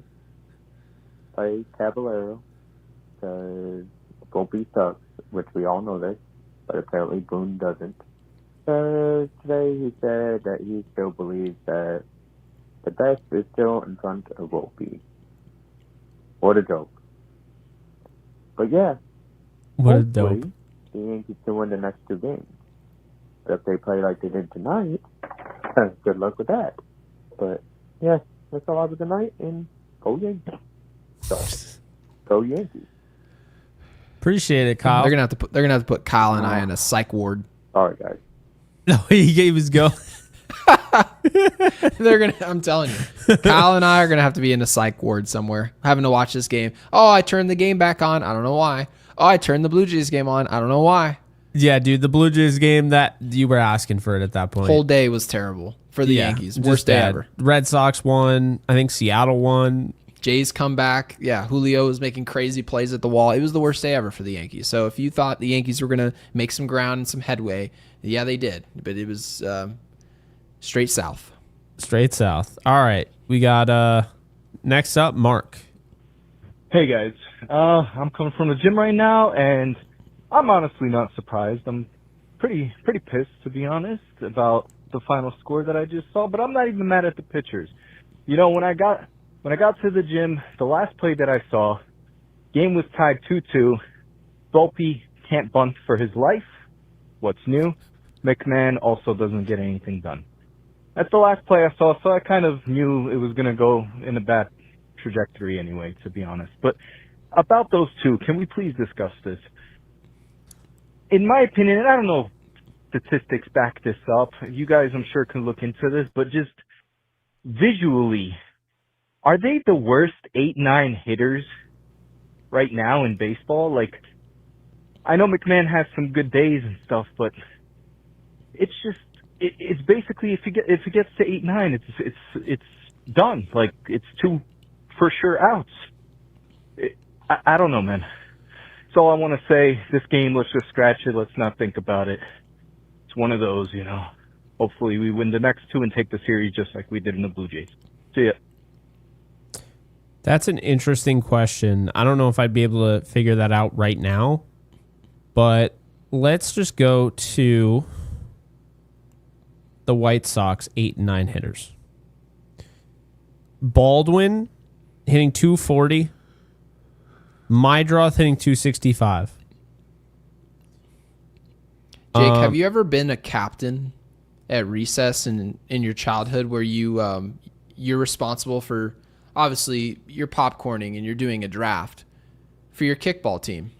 Mm-hmm. And you go, I'm going to take him. You always take your best buddy, and then he takes his best buddy, and then you take the best player, and he takes the best player, and you continue going down, just down the way. Yeah. The last and second to last players picked, quite literally, would almost strike out playing kickball. That is Anthony Volpe and Ryan McMahon offensively. Ryan McMahon, by the way, in the Houston series, we saw some flashes of pop, so I want to give him his credit for that. But you also have to be judged by your overall numbers. The overall numbers of Volpe and McMahon going back to back, and he mentioned the bunt. There's no logical explanation to set up. The whole point of bunting is you're good at it to try and bunt for a hit, or here's another aspect of this, another angle for you guys all to consider, is if you bunt, you're trying to give yourself up to set up the next hitter for an opportunity. That's called team baseball. In what world would you want to set up Ryan McMahon for anything? You wouldn't. No player, never. You wouldn't do that. Oh, I see what Mark is saying. He tweeted at us. He did the research. You have stats? Yeah, I would love you to read it. Crazy. Please read it. Absolutely. Worst hitter by average in MLB, mind you. Volpe. Minimum of 3.1 plate appearances per team game in MLB this regular season. Yes. Number 1, batting .202, O'Neal Cruz. Did not know. Wow, it changed. Can't believe he is number 1. Number 2 is Anthony Volpe, 206. Number 3 is a player that the Mets literally traded for at the deadline, Cedric Mullins, sitting 217. But we can't laugh McMahon. because number 4 is Ryan McMahon, who the Yankees traded for at the deadline, hitting 218. So there you go. They have the worst 8 and 9 hitters in the league. It's not even remotely. That's not even remotely close. No, it's not. That's not even close. It's not even an argument. What would we do without Mark? I don't know. Mark, really appreciate the voicemail. Thank you for bringing those numbers to our attention. It's insane. I'm about to put. It's nuts. I'm about to put Mark up here. Here, let's do this. Let's give him some credit. Boom. There it is. Goodness gracious. And Cruz was a player, by the way, that folks said, well, what do you think about the Yankees going to get this player? I'm like, what do I think about trading for a bad baseball player? I don't think I would want to. I mean, I take him over Volpe, even though the bat appears worse. It's probably not. I mean, Jake, I would take the two of us out there, shortstop. It's not, the job's not going to get done. Whoop-dee. The job's not getting done here either. So you look at these players, if you could stack any of, I would probably say safely, 1 through 8 here, that's what the list says. If you gave any team 2 of these players in any order, you'd say safely that is the worst 8-9. We So have bad. 2.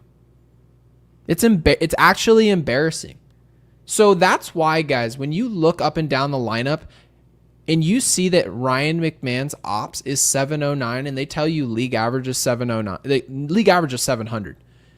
Don't look at ops. Don't.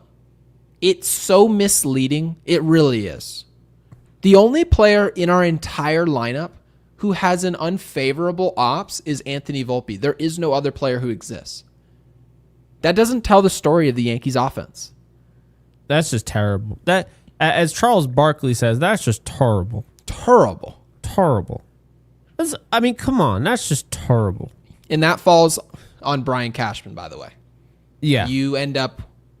This is what you end up with. Yes, he's Not got only the that, glove and McMahon. Didn't you they ended trade up with this. They traded Rock Reggio for him, didn't they?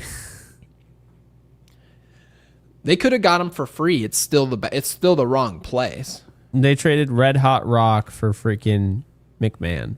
Anyway, we move. Yeah, we move. Ninja Hot Dog. 9 runs in 1 inning. Happy birthday to me. We aren't at the game. I'm just randomly outside. Yankee fangirl is here. What do you think? I think that it's a good thing we didn't take you for your birthday, but we're going tomorrow night instead. Yeah, so Awesome. Yes, lose again. That'll be the win. I was trying to be positive after Gary, you won the bet. However, the Yankees team never fails to fail. That's what I've come to learn. And this is the 4th time in the last 5 years they've lost on my birthday. So thank you, Yankees. Thanks for nothing. Starter. The starters did, yeah, exactly. The starters did pretty good, but the bullpen always fails. This is a new low for the bullpen. It feels like no league is safe. If they can blow 9 runs, then we better have a 20-run lead, and maybe then we'll have a chance at winning, because this is unacceptable. Fire Baboon. Well, you heard him. Fire Baboon. Going to the game tomorrow, by the way. Hell of a choice. Not going to today's game was suicide. Oh, yeah. Game 2 and Game 3 is where it's at. Is it a guarantee we win? Absolutely not. This Yankees team, for some reason, they can't hit, which is ironic because when you get to the most important time of the year, you'd like to see your bats be a little bit more consistent than this. 7 hits in two games. It's not getting it done against anybody. You have to be better than that. So hopefully they can get some hits for Ninja. We hope. The last time the Yankees played on my birthday, they won. It was Game 1 of the ALDS against the Cleveland Guardians. I was actually at the game. Wow. Garrett Cole What versus a birthday. Cal Quantrill. My brother What took a me. birthday. Yeah. I'll never forget it, bro. They turned all the lights off, and Nick Swisher was holding like the Yankee flag. It was like, ah! It was ridiculous. He was running around and everything. It's the most Nick Swisher thing ever. You could It see Nick is. Swisher in a lobby of a hotel, and he's energetic. I've seen Nick Swisher at 6:15 a.m. for like a celebrity golf tournament, and he's there. He's like, "What's up, man?" And I'm just like, "How are you like this?" It's so funny. Great dude. Oh my god, so much energy. Stephen Kwan, by the way, got us started with a home run in the 3rd inning. So they actually took a 1-0 lead, but that was, I told you, dude, that was the game where Stephen Kwan's the player I want to become a Yankee. Well, you know what I feel about Jose Ramirez, but Yeah. Stephen Kwan's the player I want for the Yankees. I want everything about what he does. Great glove, the arm, batting average. Oh, come on. That was the game. I know I've said it to you before, but that was the game where Josh Donaldson thought he hit a home run, so he was jogging and he got thrown out. I'm actually going to YouTube that the second we go out. Like as soon as this live so is done, stupid. I'm YouTubing that play. I better be able to find it. Because we were in right field. We were literally in the short porch. So obviously not. Oh, the no second way. base. Yeah. We're in the short porch, and like we saw the ball clearly wasn't a home run, and like Yes. Josh Donaldson was like, and you're like, go, like what are you? It wasn't a home. It was clearly It's not okay. a home It's run. all right. He had a good season. Ugh. But Harrison Bader hit one. He just absolutely launched one. An absolute nuke. He did. But they don't play on my birthday very often. 2022, And then the last time before that, they won against the Cleveland Guardians in the the ALDS Game 5.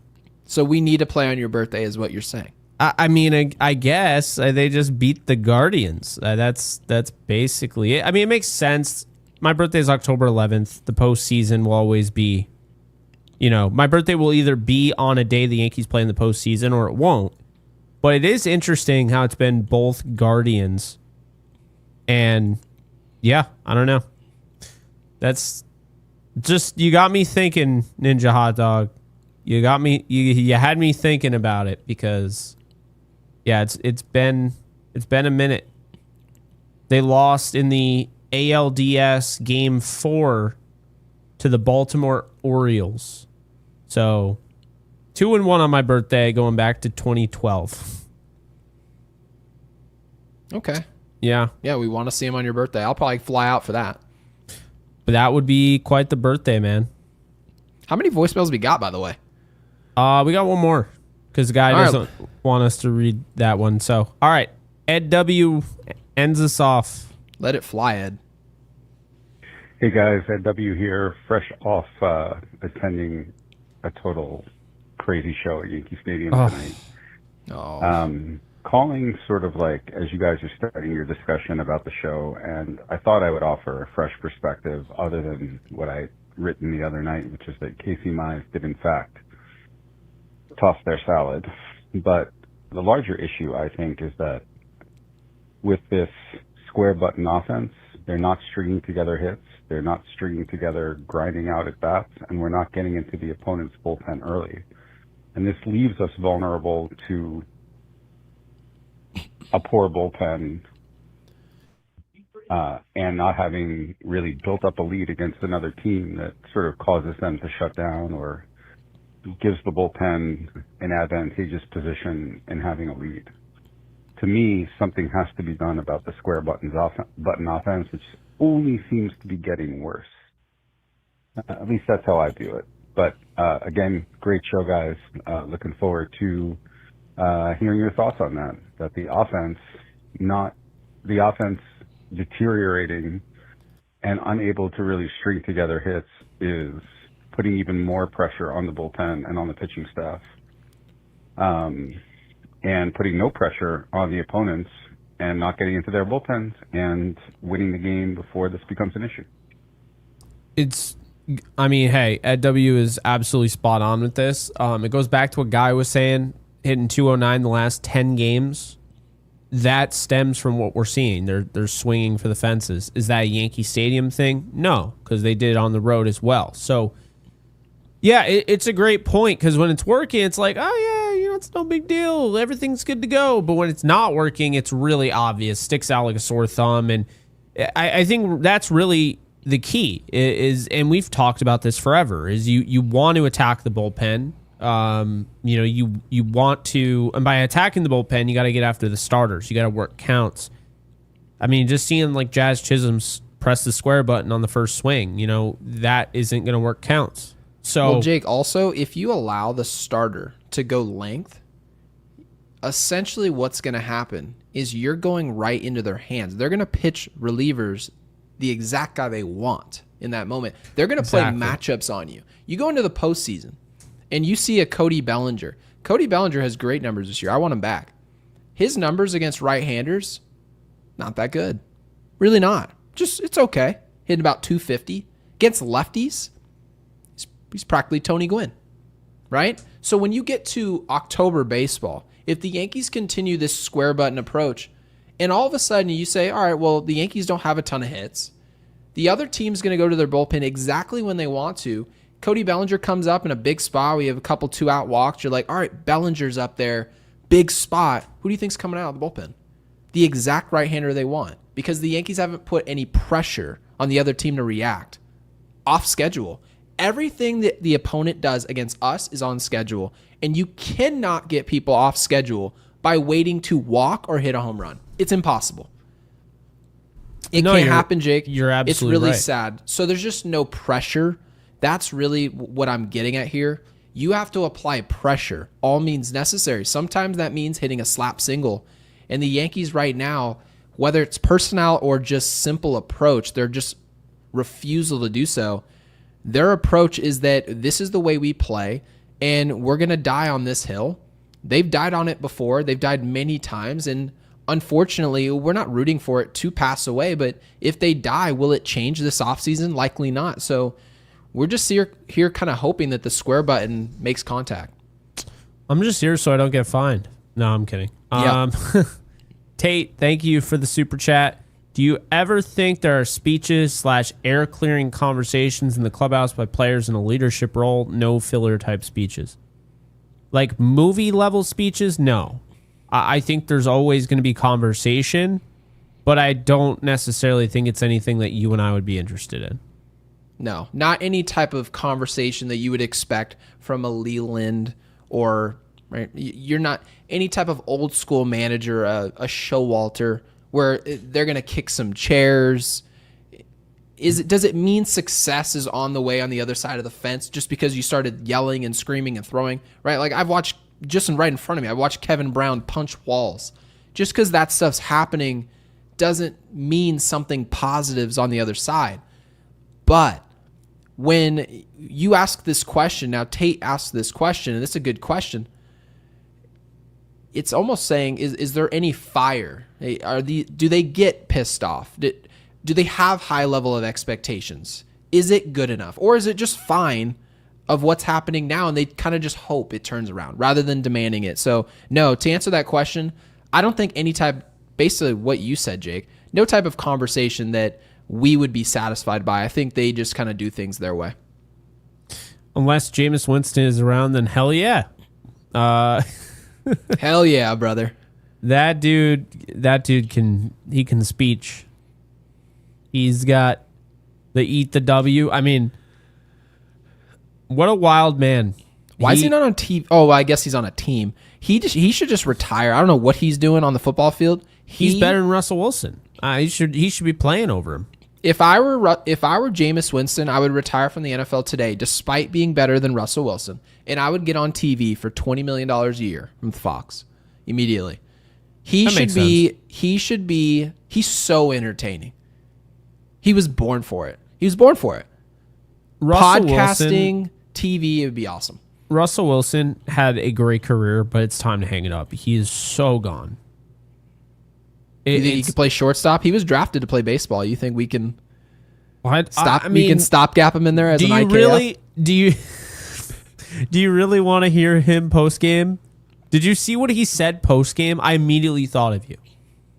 No, I didn't see it. Did it sound like something that Boone would say? I think it's the worst thing I've ever heard. Like, I think he should be benched for what he said.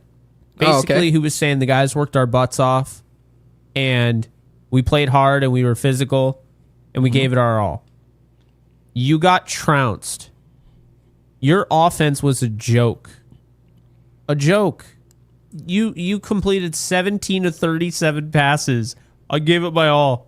We played our butts off. He should just, instead of saying anything to the media, he should just slap a sticker on his forehead that says, "You tried." Tried my best, Dad. Mom, gave it my all. That's what your parents say to you when they learn that you suck at something. They say, "At least you tried your best, son." Not even Boone does that. That was wild. Yeah. He'll be like, yeah, just thought the guys, really battled, had really good at bats. I thought Judgy looked good at the plate. Then we didn't get it done, but it's right in front of us. It's like, and then it's like cat posters. It's kind of what we do, which is very on brand with Russell Wilson. So yeah, it doesn't inspire anybody. It doesn't. That type of like general talk, you've never heard not one player ever say, "Oh, Russell Wilson is the best leader. I love being led by what he does." No. You don't ever see anyone tell you that they like the leadership when it's just cookie cutter stuff that mom and dad could listen to. No cursing, no yelling, no in your face. No one likes that type of leader. You have to have some rugged in your DNA to be a leader. I believe that by definition. I don't think you can be a nice guy and be a leader. I don't think that's physically possible. I don't. And Mark jumps in with the 2, says, who's best current manager in the 4 major New York sports? It's not the Knicks. We know that. Oh my God. I mean, I kind of like Mendoza of the Mets, but I mean, they're not even playing well. Yeah, I'd probably go with that. I'd probably go with Mendoza. Yeah, I would agree.